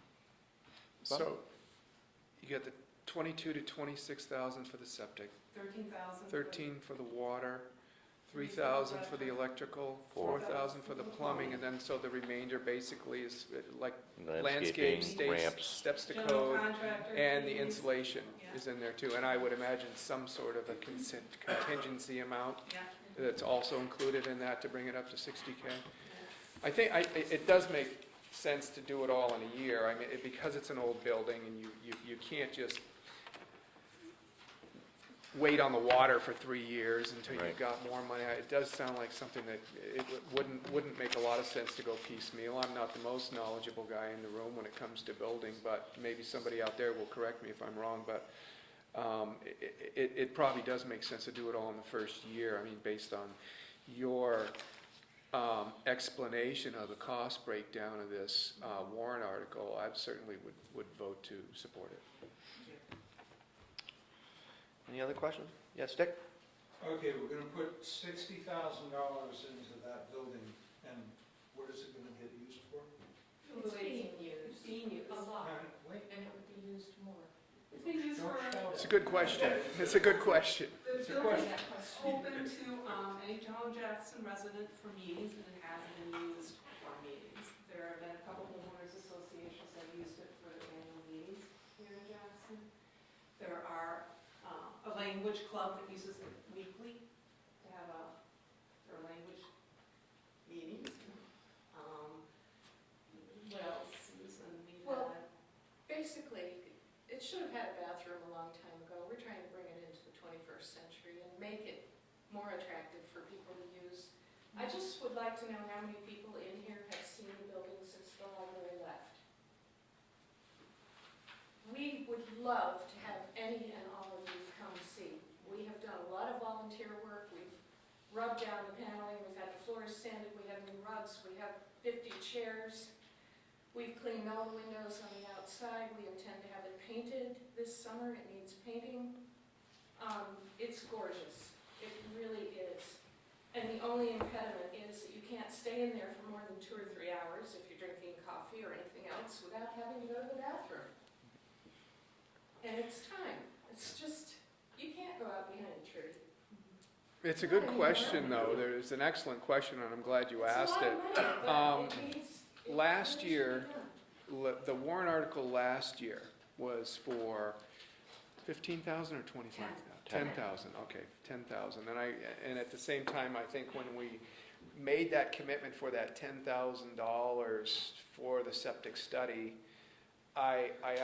in my mind, that the town supporting that warrant article was support for increasing that facility to be a little more usable. Now, I mean, that's why I'm not surprised to see this come back this year. I mean, everybody that was part of that warrant article discussion last year understood that $10,000 was going to get us some results of a study and a plan to move forward. And so this is the implementation of the plan. So I'm not surprised at the amount, and to me, that conversation or debate or whatever you want to call it about whether that building has use in this town, most of that in my mind took place last year. Phil? I mean, that little building is cute as can be, and it's part of the landscape of this town. I mean, to move that would be ridiculous because it belongs right where it is. We did have an offer. Move there. Huh? We did have an offer. Yes. It should stay there, it should spend the rest of its life there. And as far as saying, well, who's using the building now? How can anyone use the building now when it has nothing to offer? I think when the girls put the stuff in there that they need to work with now, will attract a lot more people that will want to use it. I did have a conversation with somebody, I won't mention the name obviously, but they said, well, we built this Whitney Center, and is that being utilized all the time so that we don't need this one? That was the comment that somebody made to me. There are two different facilities, and the Whitney Center you can't use during school hours, or limited use during school hours, but this building's open, and available. Richard? Well, you've got a bathroom at the library, you've got a bathroom in this building, and you have bathrooms at the Whitney Center. So what I'm seeing is, okay, this is this year's request. We're going to be, paying for the heat now of the town and the other maintenance costs that add on once you have this, year-round building with a bathroom and water to it. And I'm really starting to wonder, yes, you're having a meeting there. That meeting could happen here. It could happen at the Whitney. It could happen at the library. That meeting shouldn't drive the use. Now, I can see saving the building. I'm not saying that we shouldn't put the money into the maintenance to keep the building. But to make it this meeting place, when we have 3 other meeting places in this town that can be used, save us, the 60,000, the 60, we can't save the first 10, save the 60,000, and whatever the yearly maintenance costs are going to be. Thank you. If we did it that way, that building would fall into a state of disrepair in a matter of a short time. That's what would happen to the building. If these girls, they're paying attention to that building, and it's their love, and it's a great asset for the town. And if I were a real estate agent, the first thing I'd show them is the library and that library, and say, look, isn't that cute next to the church and that? And that's what Jackson is all about. And I don't care if you don't give it a lot of use. If they want to sit there and have their coffee lunches and sewing clubs, so be it. It's a great asset to the town, and I think we should preserve the facility and keep it for the future. And if we don't, it lies there in a state of emptiness. It will be tearing it down in 5 years. So I'm all for it. Peter, then Gino. I was part of the original committee to think about what to do with that building, and I don't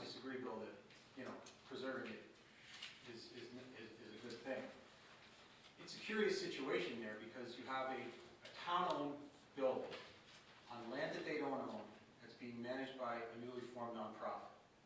Now that has chef's recipe written all over it, and there doesn't seem to be anybody that, you know, can really say, what's the plan? What's the long-term plan and the vision? And I think $60,000 for a bathroom is a lot of money. That's $160 a day, every day for the next year. And I just, my sense, and I thought that the establishment of the nonprofit was to support exactly this. So I would ask that the nonprofit that's been formed be challenged to raise at least monies comparable to what they ask the town for. That's what happens in most communities. If that's not the purpose of the nonprofit, what's the reason to exist? To just ask the town for money? Anybody can do that. We can do that in a petition. So I just think I'm not against this per se, I just think it needs more thought, because I agree, I don't remember who said it, 60,000 is this year, but this is going to be an ongoing cost, and we had $5,000 a year for many years to heat the building, to get it, to keep it heated. We painted it and did work on it when it needed to. This is a huge jump. It's a huge jump. And I know it's a one-time thing, but It's a one-time thing. yeah, but it's not a one-time thing. You think it's a one-time thing, but you don't have a long-term easement with the land that sits on it. Well, we have 4 years to get it constructed. Okay, so after 4 years, they say, okay, bye-bye. No, to get it constructed, once it's there, it's an easement. Yeah, I understand, but you don't have any long-term commitment from the landowner, of which I am 1/36th of, I think, to say, you know, if the community, if the Chapel Association came back and said, we need some guarantees here, we need something, there's nothing, there's no structure in place. That's what scares me. I'm a little bit lost. If it's built, there's an easement for it. But We're not we're gonna do talking that. about two different things. Oh, the land. The land, yeah, it's all about the land. The building can be moved in a week. And so you could build all this. I didn't interrupt. So my point is that nothing ever stays the same, things can change.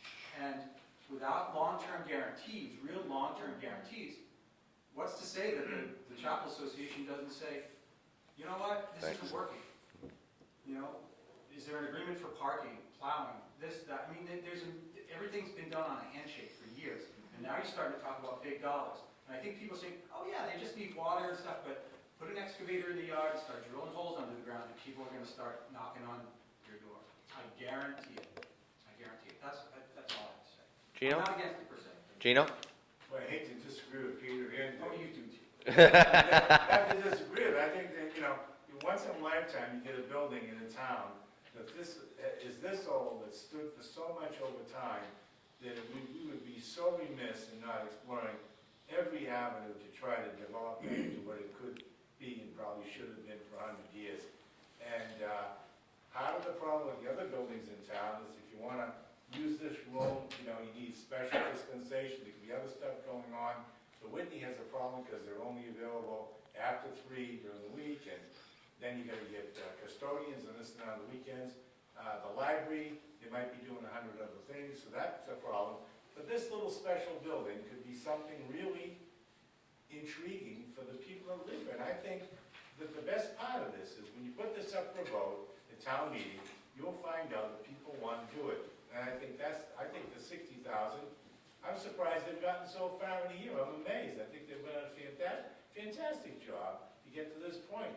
But I would recommend putting that through and see what the town thinks. I think the town will vote for it, personally. Any other comments? Ready? There's a lot of good discussion here.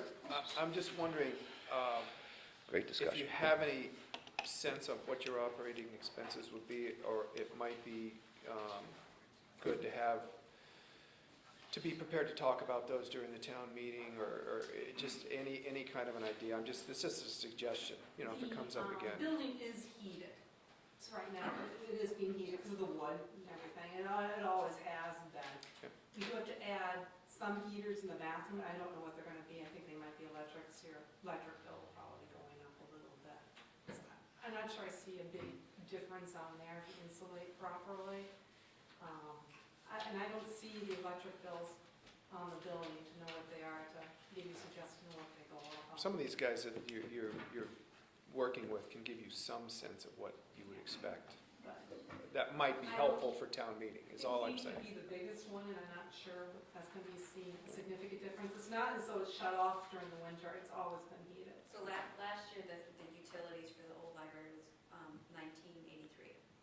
$1,983. It's not $2 grand. It's not a big space. It's No, not- it's not. Yeah. Bill? Something I would agree with Peter on, I think what would be beneficial is if you did make an effort to contribute to the cost of this by having a couple of fundraisers, knocking on doors, doing things like that. Since when did you just it? We sent out a fundraising letter in October. It's not just letters, it's knocking on doors. We got $5,320 Yeah. in gifts. Actually, that's not the final total. We have a monthly program that's being put on by Roger and Sarah Eastberg, where they do music, magic, sing-along, storytelling. And since we started in the winter and have had some dicey weather, we had about 20 people and expect to have more in the next one.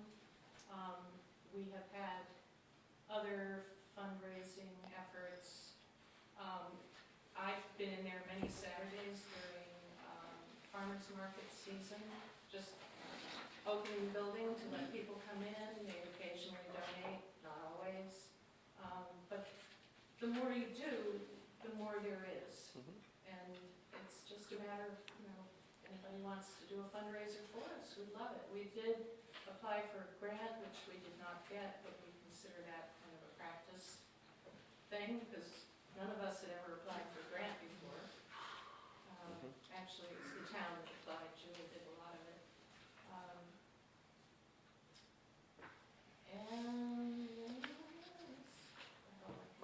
We'll probably have an open house sometime in the spring. Well, that's a good idea. Yeah. I think if you demonstrated But there's so much more to show some off willingness now. to help support the thing with some fundraising, rather than just saying to the taxpayers, hey, get the checkbook out, we need 60 grand. And, people would be more willing to support the thing. If And we we have, could say that, hey, it's 60 grand we need, well, if you come up with 40, we'll come up with 20 or something like that, I don't know. The other question I have is, these numbers that you have, do you have a committee, do you have a construction committee? Do these people know what they're doing? These people know what they're doing. They were reputable firms to give us. I'm not talking about the firms, I'm talking about your committee. Oh, that's, I don't know if you heard me before, that's why you need a general contractor, if you're looking at project management. Well, I'm talking about your septic,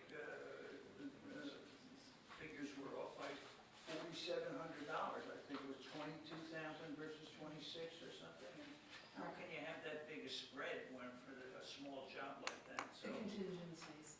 but they're all the same, same guys are working with the same set of prints, and how you can have that spread, I don't know. I'd be interested to see who's on your committee and if they know what they're talking about, because that's a lot of money. I think Bill's just trying to find a nice way to say he wants to head your building committee, Bill, you could be our building. Good job. They'll be asking me for money. Bill? I want to comment on Peter's point, and I think that the library over that building is a great building. I spent many times in that at grammar school in this town, but I'll tell you, from one that sat on committees for this building, 3 of the 4, if not 5 committees on Gray's Inn property as a whole, 2 of the 4 committees that we had of different sorts to do a Whitney Center somewhere, here, over there, where have you.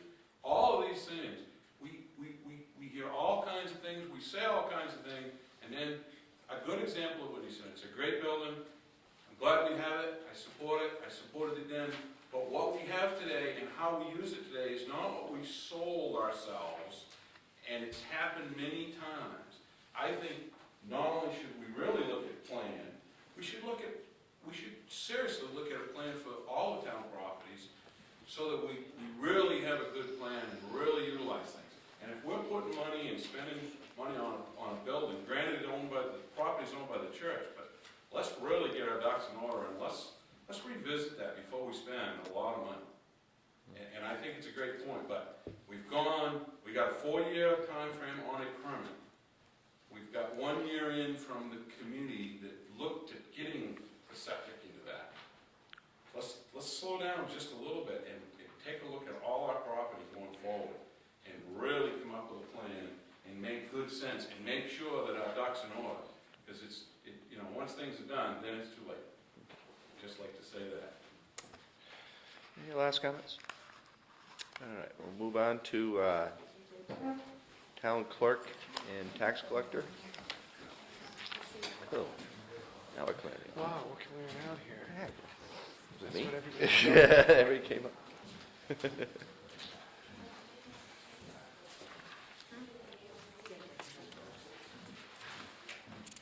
Good afternoon. Hi.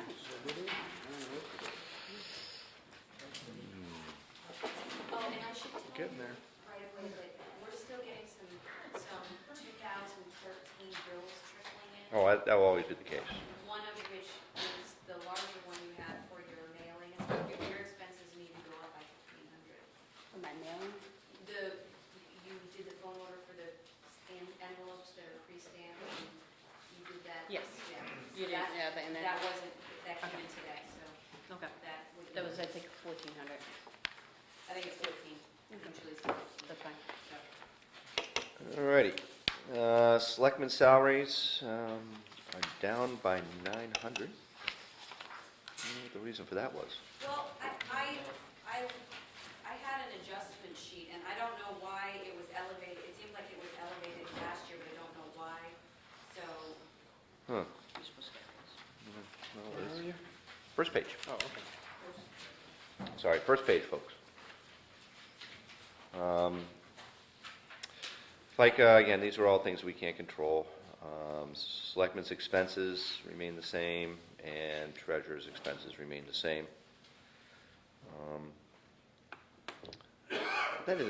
That's not just our salaries, I'm sorry, it's all the elected salaries. all the elected. Right, okay. All right, any questions on that first paragraph there?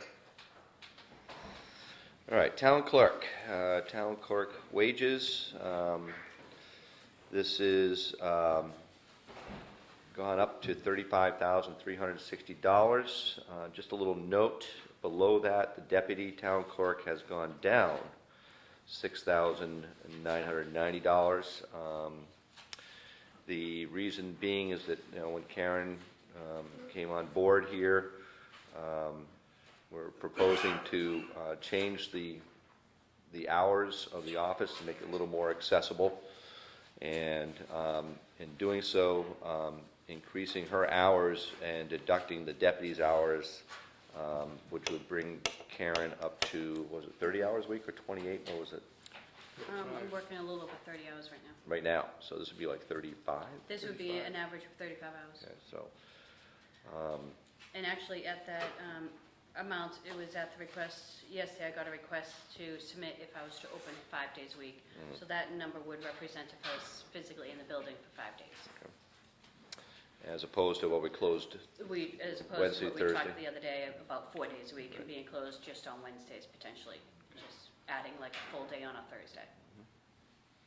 would there be any more night hours? So we could discuss this later, but We are, it was recommended, and I have no problem with it, is being open maybe on the night that the selectmen have a meeting, because I was told it brings in more business for both areas, both for the meeting and for my department. Doesn't mean that I have to be here at 8 AM in the morning on that day. I might be here later in the day from, say, 10 to 7, or Shift however them. long we thought, shift the hours. So I'm proposing 2 early mornings and, 2 evenings. and we can work that out later. That's not something we have to do today, but. So that represents that increase there. The FICA medical expenses obviously will go up a little bit, $600. Expenses in the office, I would assume that's like a cost of living increase, $660. No, actually, there's some, that's no cost of living, because that's based on salary. I'm That talking is about more, well, I mean, office everything goes expenses. up in cost of living. Yes. That's what I It's meant some by that. things that we have some old vital record books that we need to preserve. They're well over 100 years old. We have copies of some of them, but we've only gotten to so many books, and we need to probably add like a book a year, and it costs about $1,000. And these are to do each book. digitally recorded, right? Exactly. I remember that now. And so we can archive some of the older Yep. files and stuff. Collection fees to the state of New Hampshire, what happened to those? And double check with CPA. Anything about That one, I think that the CPA had said that they belong elsewhere. Same with the elections and registration expenses. So Oh, okay. that's still pending. I'm gonna talk to her and figure out exactly if that needs to be in the town clerk budget or where it needs to be.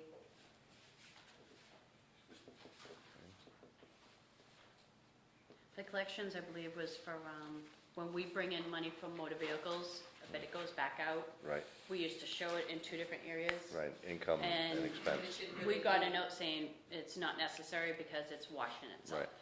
So I believe that's where that 2,300 line came in. It was no longer required that we do that. But I'll double check on it. Yep. Right. Any comments on the town clerk? Yes, sir. A question. On the FICA and medical Mhm. expenses, it was low because what? And of course, if Karen goes to full-time, then she would be entitled to full-time benefits. That's a warrant article, that's later. Okay, The FICA is just whatever the wages are at 7.65%. right. It's just right out of your check. Yep. Yeah, they were low. Yeah. We've never had a clerk that was on, that was entitled to medical expenses, is that correct? Correct. They meet the hour Now threshold, Now we're attempting to do that. Okay. Any questions on that? Any others? All right. Financial administration, office Well, do wages. you want to go to Karen's warrant article? Oh, sure, That I'm she's sorry. done. Okay, then we'll send her on her way. Move to Karen's warrant article after page 6. All right, what we got here? And this represents town tax collector health insurance, again, $20,600 for the December, April to December calendar year. What page do you want? There it is. It's Right after Right after, six. right after page 6. Where all the other warrant articles are? Oh, okay, yeah. Third one down. Yeah.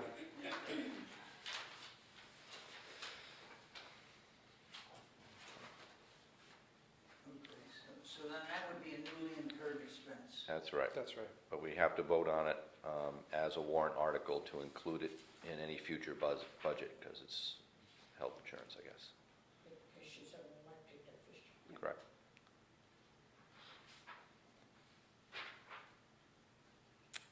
Any discussion on that? Now, what if this doesn't pass?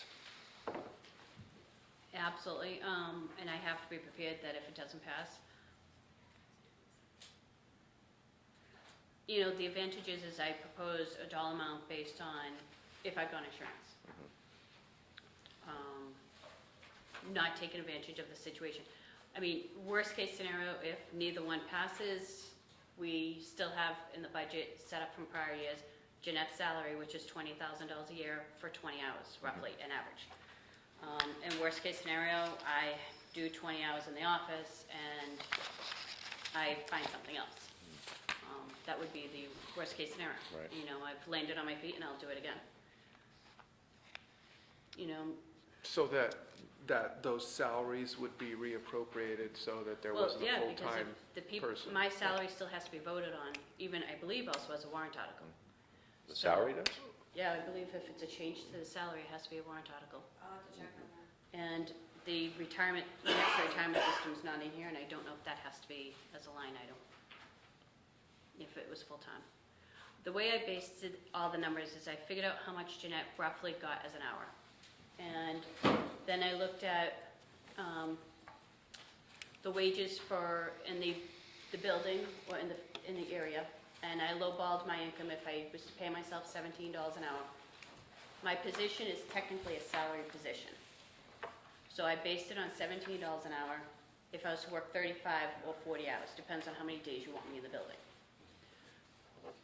That's where I came up with the number. If we use the rate that Jeanette got, it's almost $20 an hour, Yeah, 19. you know, and that's only for 20 hours. So if you really want to, if we doubled her time, that would be about $40,000 a year. I'm willing to take a cut in pay in exchange for that insurance if I could. And I know even if I get the cut in pay and that gets approved, the town still has the right to say no to the insurance. I realize that. I'm taking a chance and I have to give it a try. We don't think that you have to put the salary as a warrant article, so it's gonna go in as the budget, and as Bill said, the town can say that Amend they it. use that line item, but it's not, you know, the salary's gonna go in as this. And if that salary was approved, that would be basically a 4 or 5 days. I'm hoping that if that salary got approved, I'm not asking for the $20 an hour that's currently being paid. But or I'm just saying previously. that they need to decide that today, because that's what'll go on the budget, is that salary, because we're pretty sure it's not a warrant article for your salary. Okay, The salary is part of the operating budget. Right. Right. okay. That salary number, there again, you could put what you want in there. The total bottom line of the operating budget is what the voters will vote on. They can amend up or down. Right. But it comes back to the administrative level to do that. So the DRA is probably going to comment, but where did you find the information you had to have a separate warrant article on your salary? It could be wrong. Jeanette was under the impression that when she did it, but when she made the change, there was a change because they went from Hourly to salary, hourly that's why. and money percentage for each transaction. So, and went from that to just a salary position. But I was talking to the DRA today, and just about the difference between warrant articles and regular budget, and if it's part of your operating budget, you do not have to do a warrant article. As long as it's in the budget already, you don't have to do a warrant. Well, no, just as long as it's like part of your operating budget, because we have fireworks in our budget, but we still have to do a warrant article for it every year, because it's still above normal operating costs. As long as it's not a petitioned article, which then has to be very critical, or it's something with a bond, there are very specific stipulations, but the actual articles, the dollar amount can be amended up or down. It can be suggested by the body where that cut or that add is, but that does fall back. It does. Just exactly as a police officer's salary or your salary.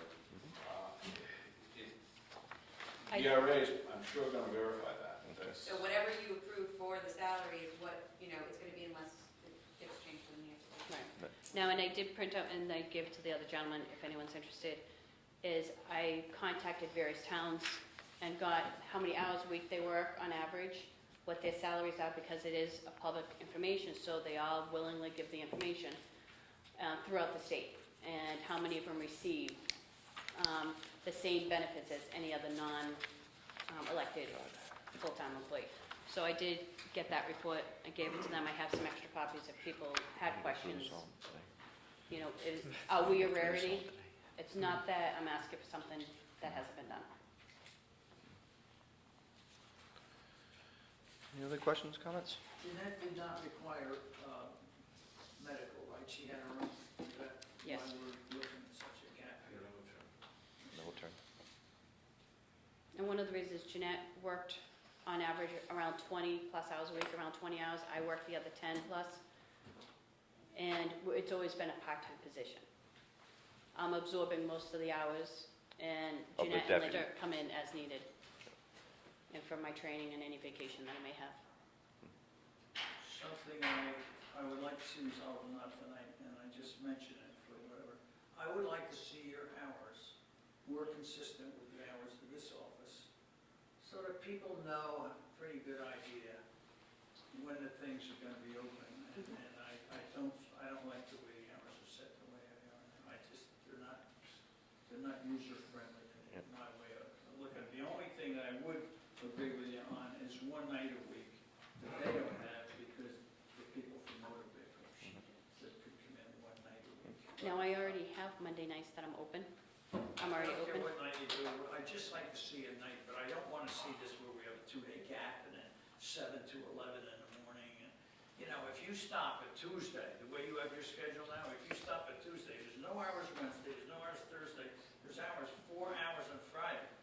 So in 5 days, you have 4 hours of office hours. That's not good. Previously, the office was only open to the public for 16 hours. I don't care. I'm just, I'm open 18 hours right now. Yeah, we'll work on that, we'll work on that. No, I'm saying, I don't want to debate the issue now, I would just like to. If this I've is seen it approved, I'd like to happen. open up on Thursdays. I a don't full care what day. We'll work on it. Just make it more consistent with their hours and you won't hear from me, because I see it happen all the time. I come in here, they're in there, and you're not in there.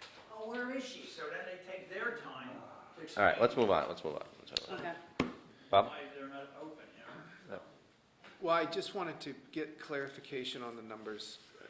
The proposed budget for the town clerk's salary is $35,360. Now, there were a couple different options when you came to us, and one of them had your proposed weekly hours at 35 hours a week at a $16.90 rate of pay.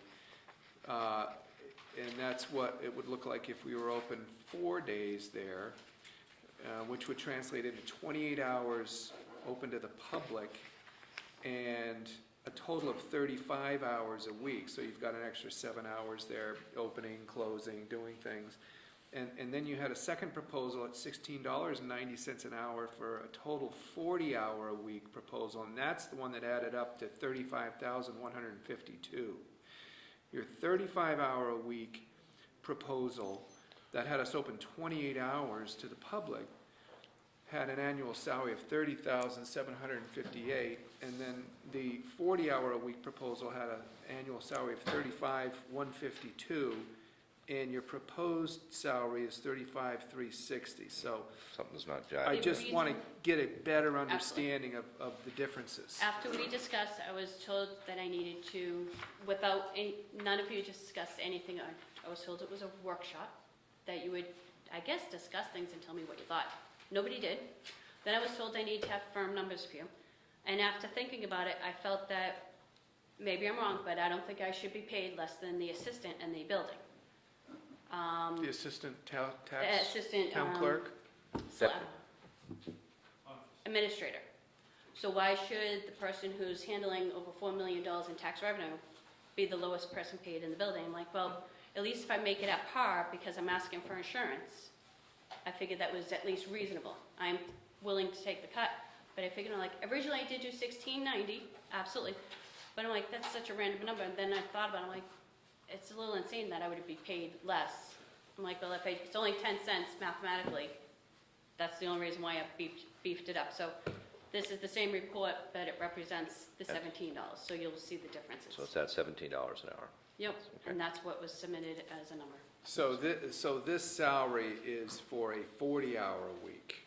Your salary in this budget is for 40 hours a week. I was requested yesterday, I was under the assumption it was for you, that, to submit a proposal that would include 5 days a week for me to be here. That is based on me being here 5 days.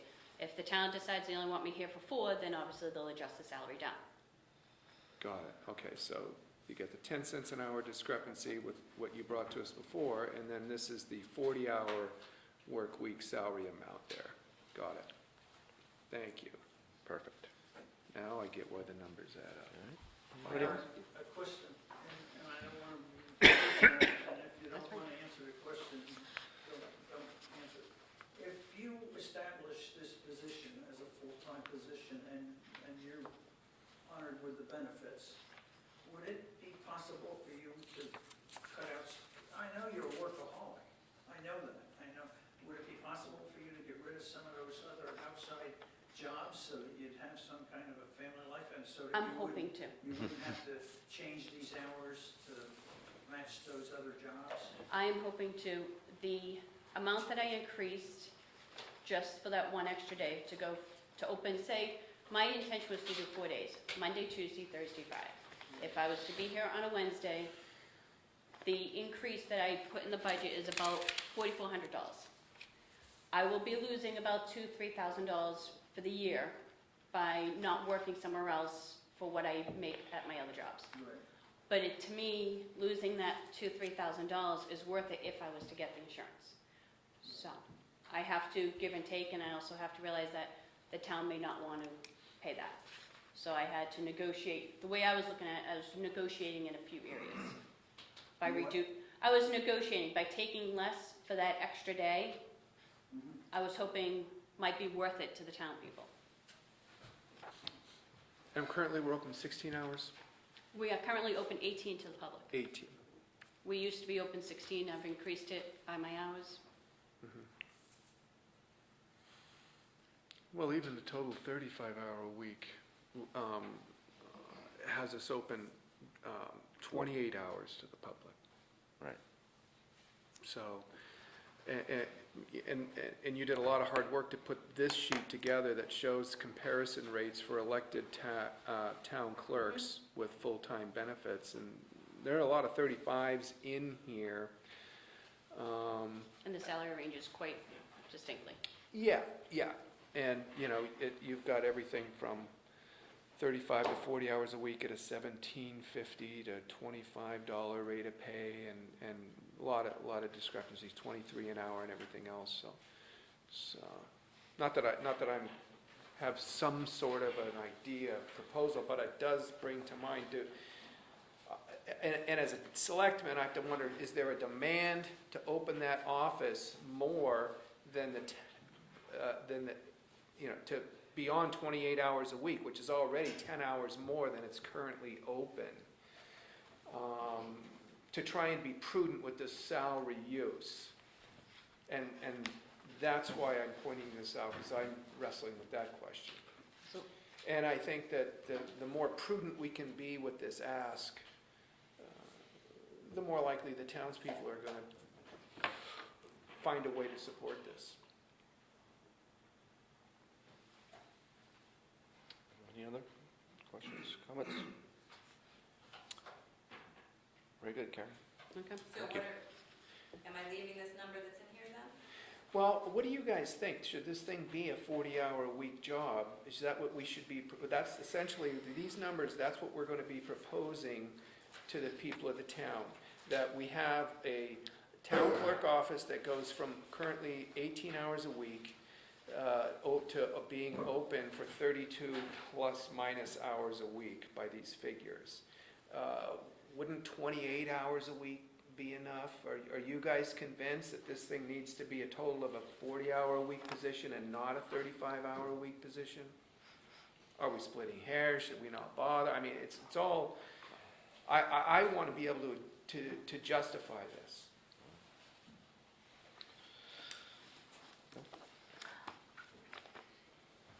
I guess And you won't hurt my feelings, however you think. So, and that's, Well, this is where the hard questions should that's why we come have out. to negotiate and figure out what we think we need in the town. I guess a couple of things. Number one is we can't take an ungodly transition of trying to go through another process for a tax collector. Okay? We can't do that. So the question is whether we want to. I don't have a good feeling it has to be 40 hours. I do have a good feeling what Bill says, it has to be a consistent hours.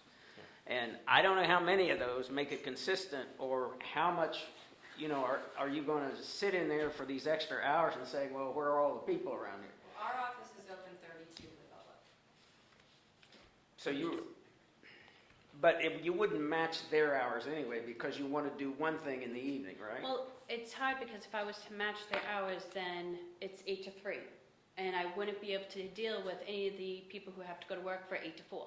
Right. But you do have your on-call when people need to schedule an appointment with you. Exactly, and so that is on top of those suggested hours, is above and beyond when I come in on days off, weekends, when people need things.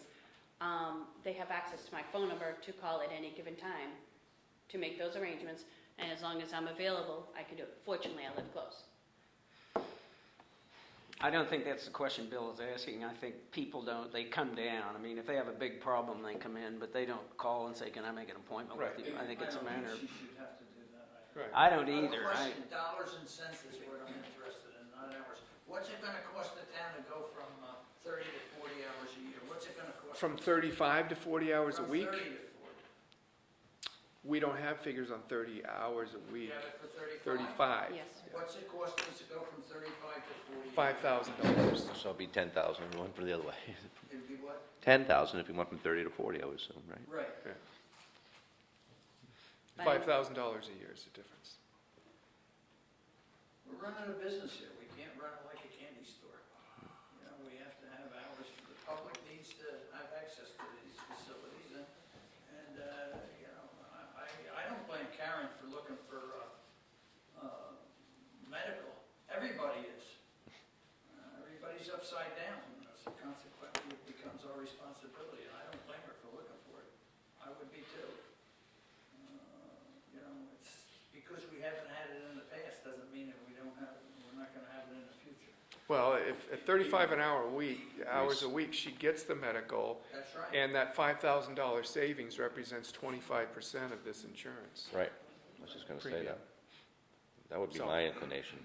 Pardon? That would be my inclination to move to 35, and that way, you know, we get the best of both worlds, I think. What would be the figure then? I'd Well, agree with at 1690, it's Well, you said 17, Yeah. so 17. 17, 35 at 17. 17, 35 at 35. 17 plus the medical. It's, Right. 35 at 17 is 30,940. 30,940. What did we spend last year? The salary last year was 30,400. 31,300 was the budget for last Yeah, year. but we spent 30,400. They had the medical. Well, just Right, looking at right, the salaries, comparing Right, apples to right. apples, so it's almost identical, bless you, up $500. I'd be willing to go with that. I'm all right. Let's, 35? 35 I'm good with that. at 17, Yeah. Okay. all right? Right. And I did keep it low because Jeanette had 5.5 years' experience. Right. And I hope that in 5.5 years, if I'm so lucky to be here, then things will be different. I'm hoping that I'll have as much experience as her, or at least learn most of what she has. But that includes shoveling the walk out here in front of you. I already did that one day. Bob caught me. 7 in the morning, that's where she was. 7 in the morning, he's like, and I'm like, oh, I'm like, oh. I beat the guy here who's shoveling. There you go. I'm sure he was happy. Motion Jerry? for that? These are the identical to what you have, but it Do we need bases a the motion for that? $17 if you want to see that I think number. so. Okay. Thank you. Thank Great, you. very much. presentation. All right. Financial administration. Office wages here, up about $400.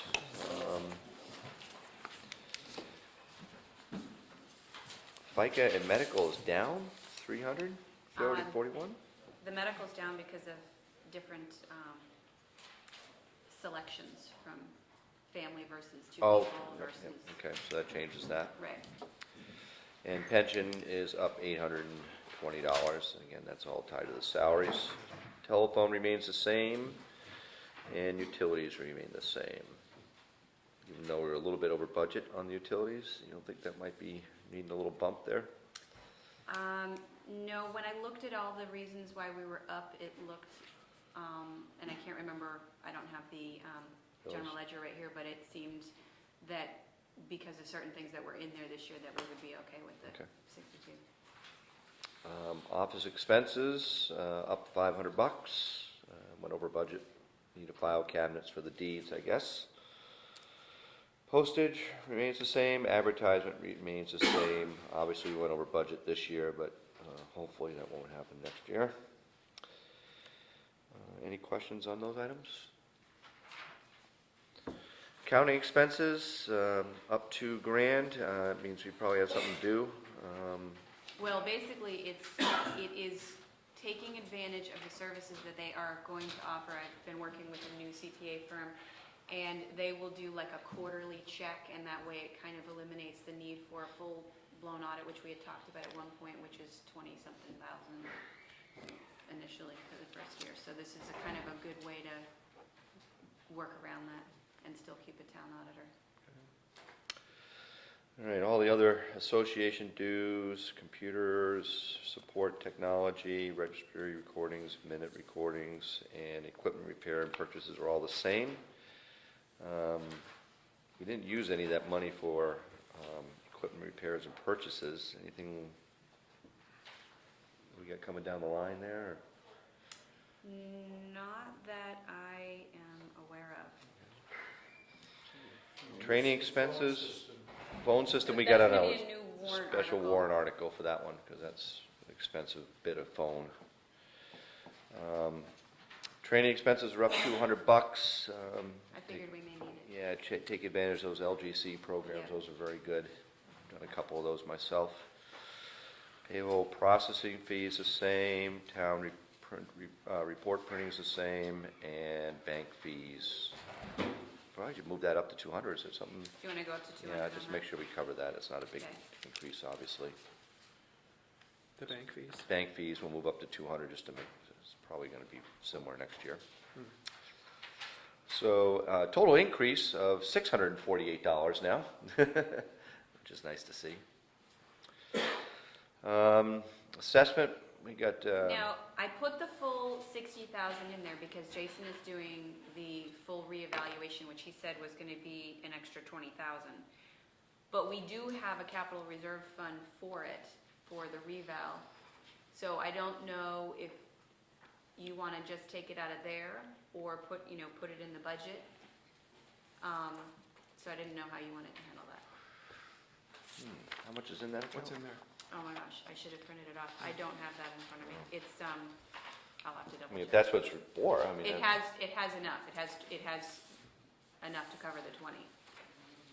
I mean, if that's what the capital reserve fund is for, let's So we use it. drop Yeah. this back to 40 and then use the capital reserve. Is it a capital Well- reserve, or is it It says re-eval, and Jason's the one that said we could use that, and Jason. The wording's he's important. saying yes, specifically a capital reserve, it requires a vote, for a warrant article. right? If it's- Right. If it's, But now how does that work To if, expend it, you mean? if we, expendable trust fund, stop, that wording, there's a wording that allows you not to need, allows the selectmen to expend said funds, but if it's strictly capital reserve, it needs to be an article. but what if the The expendable town trust fund. says no and we're due for that reevaluation?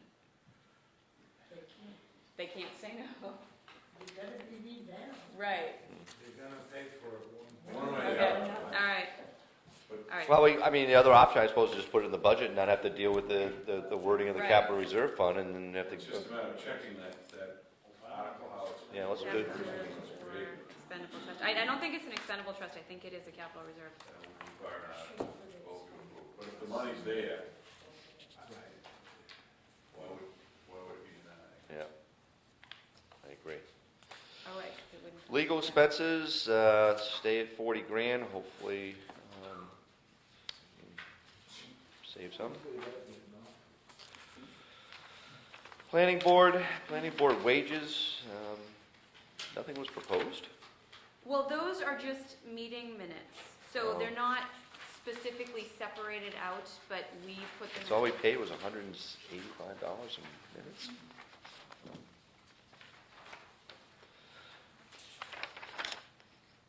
Okay.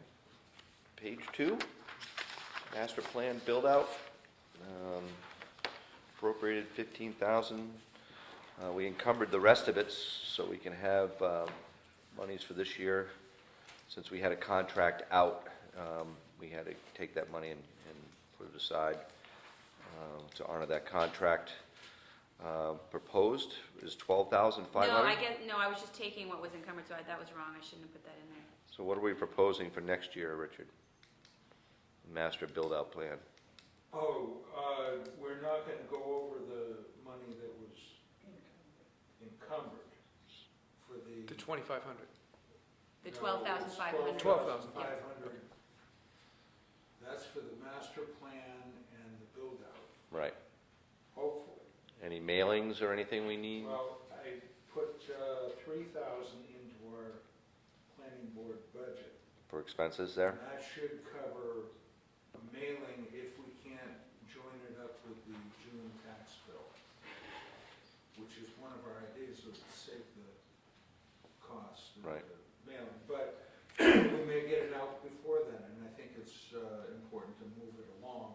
so then we would have that. So the 12,500 that's proposed for That sh- 2014 should not be Should there. not be It's there. just zero. Okay, so that's good to know. All right. Anything else there, Dick, you see? You need? I don't think so. Okay. All right. Zoning board? I again. talked to Frank and he wanted to increase that by 1,000. But he said that that should be offset by collecting fees of about $450. Just kind of a side note. Okay, so for board of adjustment wages is going to, Oh, not for the wages, Okay. just for the expense, the expenses? Oh, Yeah. okay, that one he The- wants to the go to wait- yeah. 3,000? 2,500. Oh, he's at 2,500 He was at 1,500. last year, so he's going up 1,000, I Yeah. got you. A little slow, getting tired. Okay, so that would be offset with the fees, I'm with you now. General government buildings, old library, water septic design, wouldn't be That anything line in item is that. actually going to be going away. It That's was be just gone, the yep. remainder of last year's. Town hall expenses, it's all reimbursed by the Historical Society, so that's,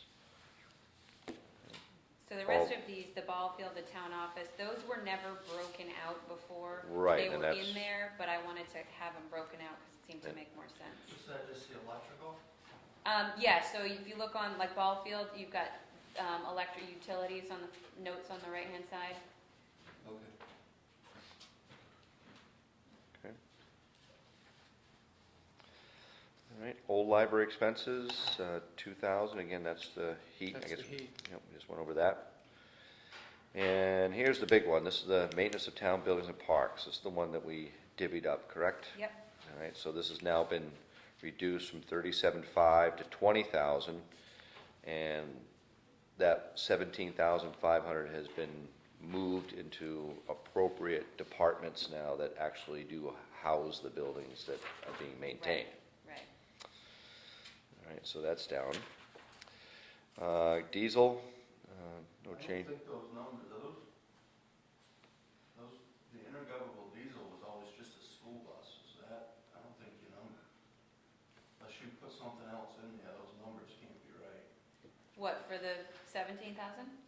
Yeah, I don't, as far as I knew, intergovernmental diesel fuel was, all it was a school bus fuel.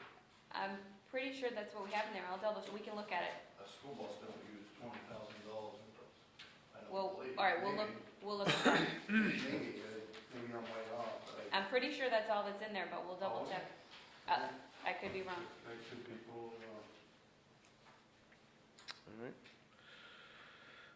Okay, Cemeteries, I emailed, I haven't heard back, so I just put in the same number. I would put in the same number they had last year. Okay. And wages, I took that out because we don't pay anyone.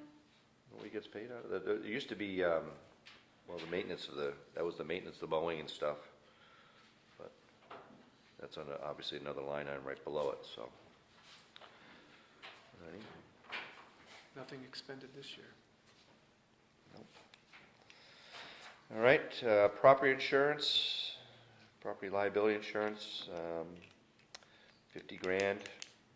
No more, no longer pay health insurance for retired officials. So. They're billed You directly. may have a comment on this one.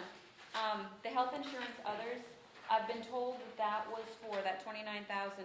That used to be just an expense line that would show for the retired, people, the retired, Officials. officials, thank you.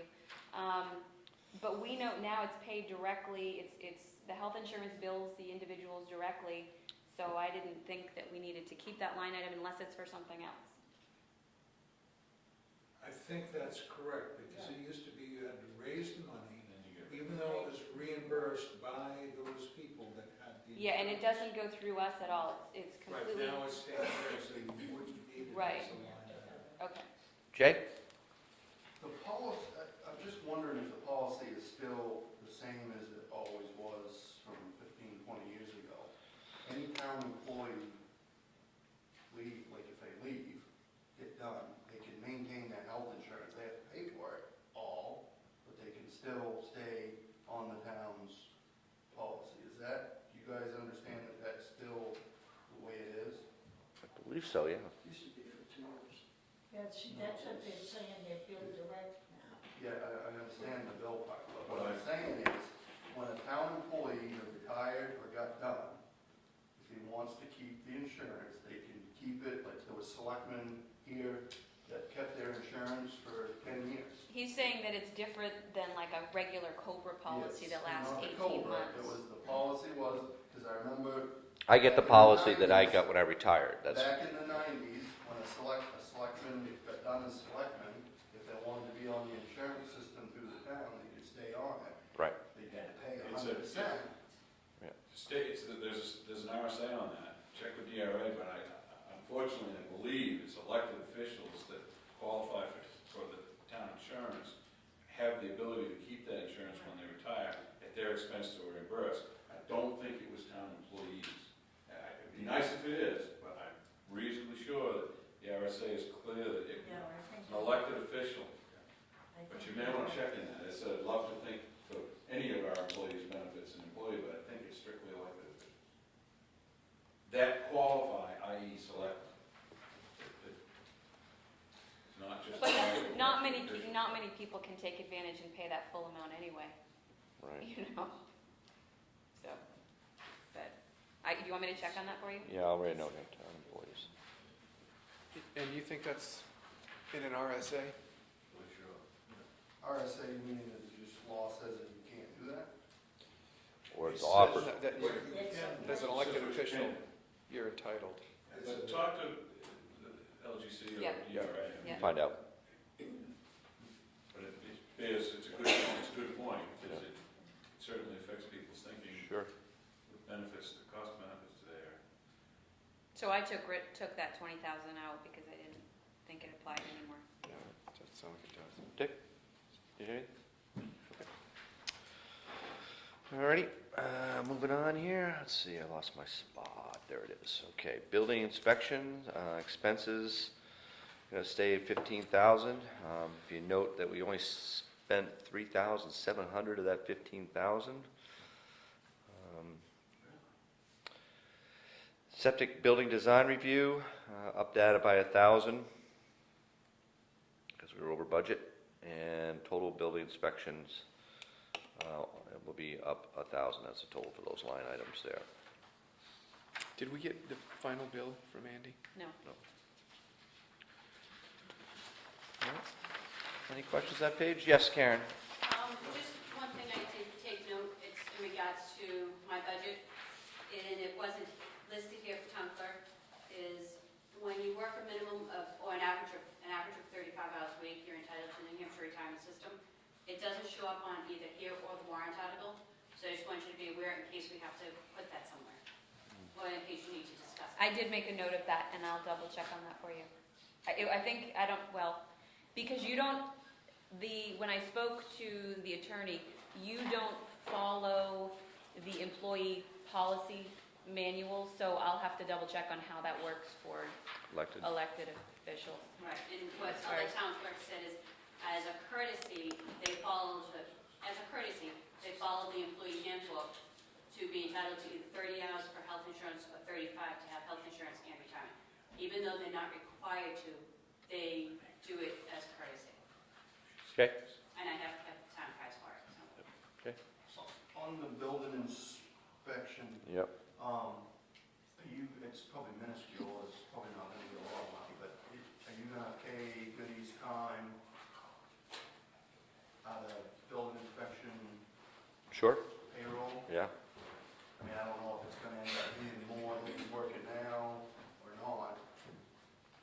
I hope not, but, And it's only for those 5 permits. yeah, it's only So it 5 should- permits he's gonna do. Right. Just the Wentworth could get lengthy, that's. Yeah. I don't know if it's gonna be, if he's gonna That need is a to good point. It's a big project. work another quarter a day or something or I not. said it is a big project. Yeah, oh yeah. Could get involved. Yeah, more and we involved. may get the other guy involved in that too, just to double check, but, I Becky, have a question. you sure do. I have 2 here. Oh. When you print the town report, Mm-hmm. could we have the salaries of the employees put in like we always used to? And please, in the telephone directory, have the town of Jackson with the tax, town office, highway, and the police department. Oh, in the town report? Yes. No, in the phone book. telephone book.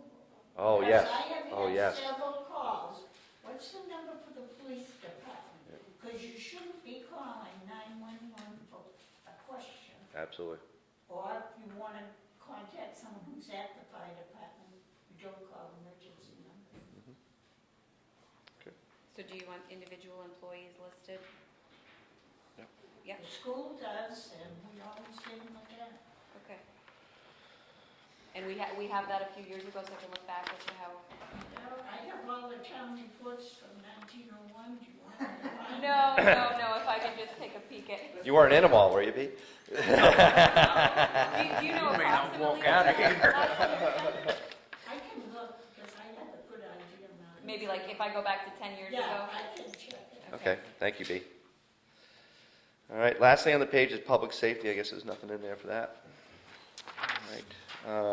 Page 3, I think we just got a couple more things, just to make sure I didn't miss anything. Oh, Jackson Bart ambulance. I did confirm with them, they Yep, wanted to. remain the have same. Yeah. Okay, good. I think that clears out page 3. Page 4, transfer station, solid waste disposal. I did talk to Brenda, Mm-hmm. and basically, we talked about what numbers to take, what to increase, and she, basically, they don't divide it up this way, so Massaged them. yeah. Okay. All right, so wages went from 50 to 30. FICA medical, health insurance, all changed accordingly. There. Pension is no longer in our purview anymore because it's all through Bartlett. Joint operating account still has 10, well, it'll be 10 grand, no increase there. Operating expenses, 3,000. Hauling and rental fees, 17. That's up 1,000 because we were over budget this year. Tipping fees, 40,000, and groundwater monitoring. I didn't know that's something, we should put something in that, I guess, huh? Is that just for that, oh no, that, We would pay a quarter of that, right? So we probably should have something in there. I'll check. Sure that's not the old dump? Well, I was wondering. Could if be, that yeah, was that's right, that's probably the old dump. Analysis. Yes. That might be done. Expired. Yeah. I think that's done. The old The old transfer station. We down capped that. Yep, It's yeah. Malone Road facility, I think, is clear. Yeah, I think we're all clear. That's what that was, that's right. So nothing in there? Nope. Yeah, I don't think we have to monitor it anymore. Road dump. Forgot about that. Health and welfare, do we want to have something in there? The health well, Oh, I'm sorry, just, I was looking at the category there, I'm sorry. Health inspectors, 500, Well, but that's been moved in with the emergency management, because they're one and the same now. And we did animal control, so good there. Page 5, almost done here. so I haven't heard from the people, you'll see the notes on the right-hand side, I haven't heard from everyone requesting Okay, money. those probably will come through. I mean, we can pretty much guarantee those. Just starting from the top there, the FICA for the animal control officer, medical. Children Unlimited, we can probably guarantee that's going to be the same. Northern Human Services went down. They went down. White Mountain Community Health, you can probably guarantee that's going to be the same. Give a follow-up phone calls on those guys. Wasn't Northern Human Services amended up on the floor last year? I believe it was, yeah. Okay. And that's why it's at that 1,500, that straight level. I think they were asking for less. They asked for this 716, they did a calculation based on, Okay. Tri-county cap is 3,000. Starting point, again, you'll probably hear from them. And the airport is 500, so those pretty much are standard social services. They don't change much. Public welfare, again, we budgeted 6, only used 436. Library appropriations, wages, up $600. from now this one, Edith was in today, and that item, library operating cost from trusts, That actually shouldn't be in there, we Okay. talked about. So when you look at what the difference is, you need to get rid of that 16,000 number, Okay. and we're gonna take that off the budget. Where And we're will it go? What's that? Where will it go? It has really nothing to do with us. Really? And then that library operating cost from appropriations, we're gonna rename that library utilities, because that's basically what it is. Utilities. And the expended amount is actually, it needs to be adjusted. We looked at the general ledger and saw something in there that shouldn't be, so it's gonna match what was appropriated. Okay. Strange number to propose, but $11,424. Any other comments on that one? All right. Recs and Parks, Bartlett Rec, 6,700, no change. Fireworks, 3,000, no change. Conservation Committees, $2,000, even though they went over budget a little bit. Yeah, I checked with Larry, he said to leave it at the, Channel 3, Bob's Baby here is $10,000. so now, is that what I'm leaving it? It was amended up on the floor by that $5,000 amount last year and supported by the people of the town, so. So we wanna stay with that? Seems like that's probably what they want. And then filming, is that? That's included. Is that, but no, the line item below the 3,000? The filming, is that what, Hanks? Yeah, Filming? yeah. Are we keeping that at 3,000? Yeah. Yeah, okay. And that has now been confirmed. All right, and the Jackson Chamber Beautification Now, Project. This one I created as it's a new line item because this was put up in like the government, town, it was put somewhere else. Wasn't it under the town Maintenance, maybe? maintenance? Yeah, it was in maintenance. And, and they ask for it every year, so I figured it should just have its own line Is that item. the Christmas stuff? The or Christmas something lights. else? No, that's the Christmas lights. Knotweed removal, nothing. Are we putting anything in there for knotweed? Because it would have to be a new warrant article. We took care of that last Okay. year. That Okay. was done. Yes, it was. All right, Jackson Ball Field Maintenance, And $300. that 300 should be moved, so that'll go away. Move to, It actually has its own account now, way up in the town property. yeah, wasn't that up earlier? That was, yeah, we already, So the ball field's there somewhere. although that's the Remember. maintenance of it, that's not the utility part, Oh. so that technically goes to Jay. I guess what's it for? You said the 500 was for electricity, so what's this 300? Well, that's Mowing? the ball field maintenance. I'll double check to see what the, That's all figured into my line item for maintenance of ground. right, so, Okay. So that can just that's shouldn't gonna- disappear unless it's for something. yeah, no, that's gonna disappear. that All right, line so is. what do we spend $300 on? Well, I'm gonna move that. Okay. I'm gonna Probably move the it. mowing. I don't know. Debt service, $40,000 for the bond principal. Interest is $27,500, and that's down a little bit, obviously, because you pay off. And trans interest pay, TAR. The tax Hands. anticipation notice. Okay, $1,000. Spent it last year, so Hey, John, those bonds, when are they retired? Another 3 years in it? don't know. For the garage? Were they 5 years? We only have one bond now. For the What was garage? Bond for your garage, 5 years? Last year, we paid off one. 20? Yeah, I think No. that's the one bond we have, right, for the garage. Is that a 20-year? Yeah. Sounds But there was one bond paid off last year. School? No, What was that? What was have to look it up, I can't I remember. can't remember what it was either. B, do you remember which bond we paid off? School one, didn't that just get paid off a few years ago? But that Well, there was would one be paid on off our this year, I budget, just though. can't remember what it was. It'd be one of these properties. Was it the fire? No. I didn't remember. Might have, was it the, I'll have to check. Yeah. Just curious to see. Yeah, if that's a 20-year bond, we might want to see what Bill asked about before, see if there's any penalty to kick something in with the unreserved funds. Yeah, Can't retire I early? think No. Warren had said that. Oh, bummer. No, we would like to, but we can't. I want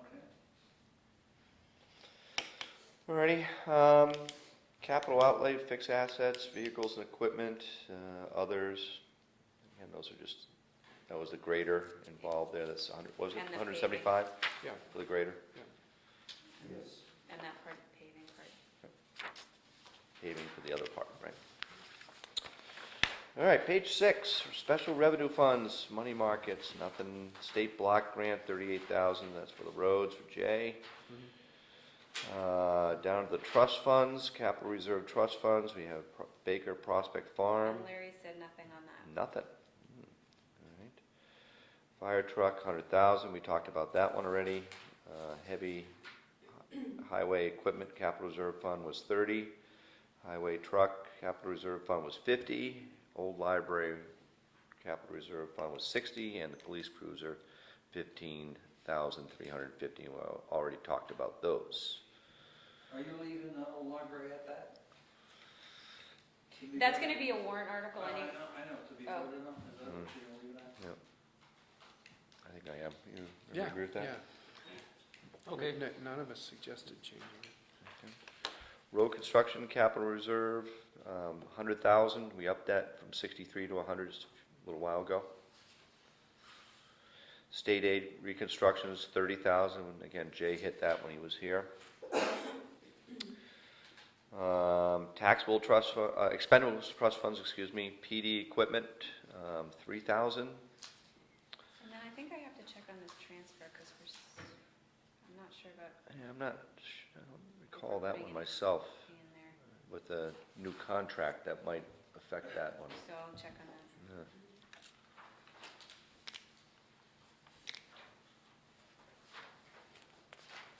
Okay. Unclassified bad checks fees, $50 roughly. And then payments to other government divisions, Carroll County tax, $391,696. Conservation Committee is $12,075. And marriage license fees, $1,669. That is it. Any questions or comments? Like I said, we'll make those changes that we had. Thank you, Bill.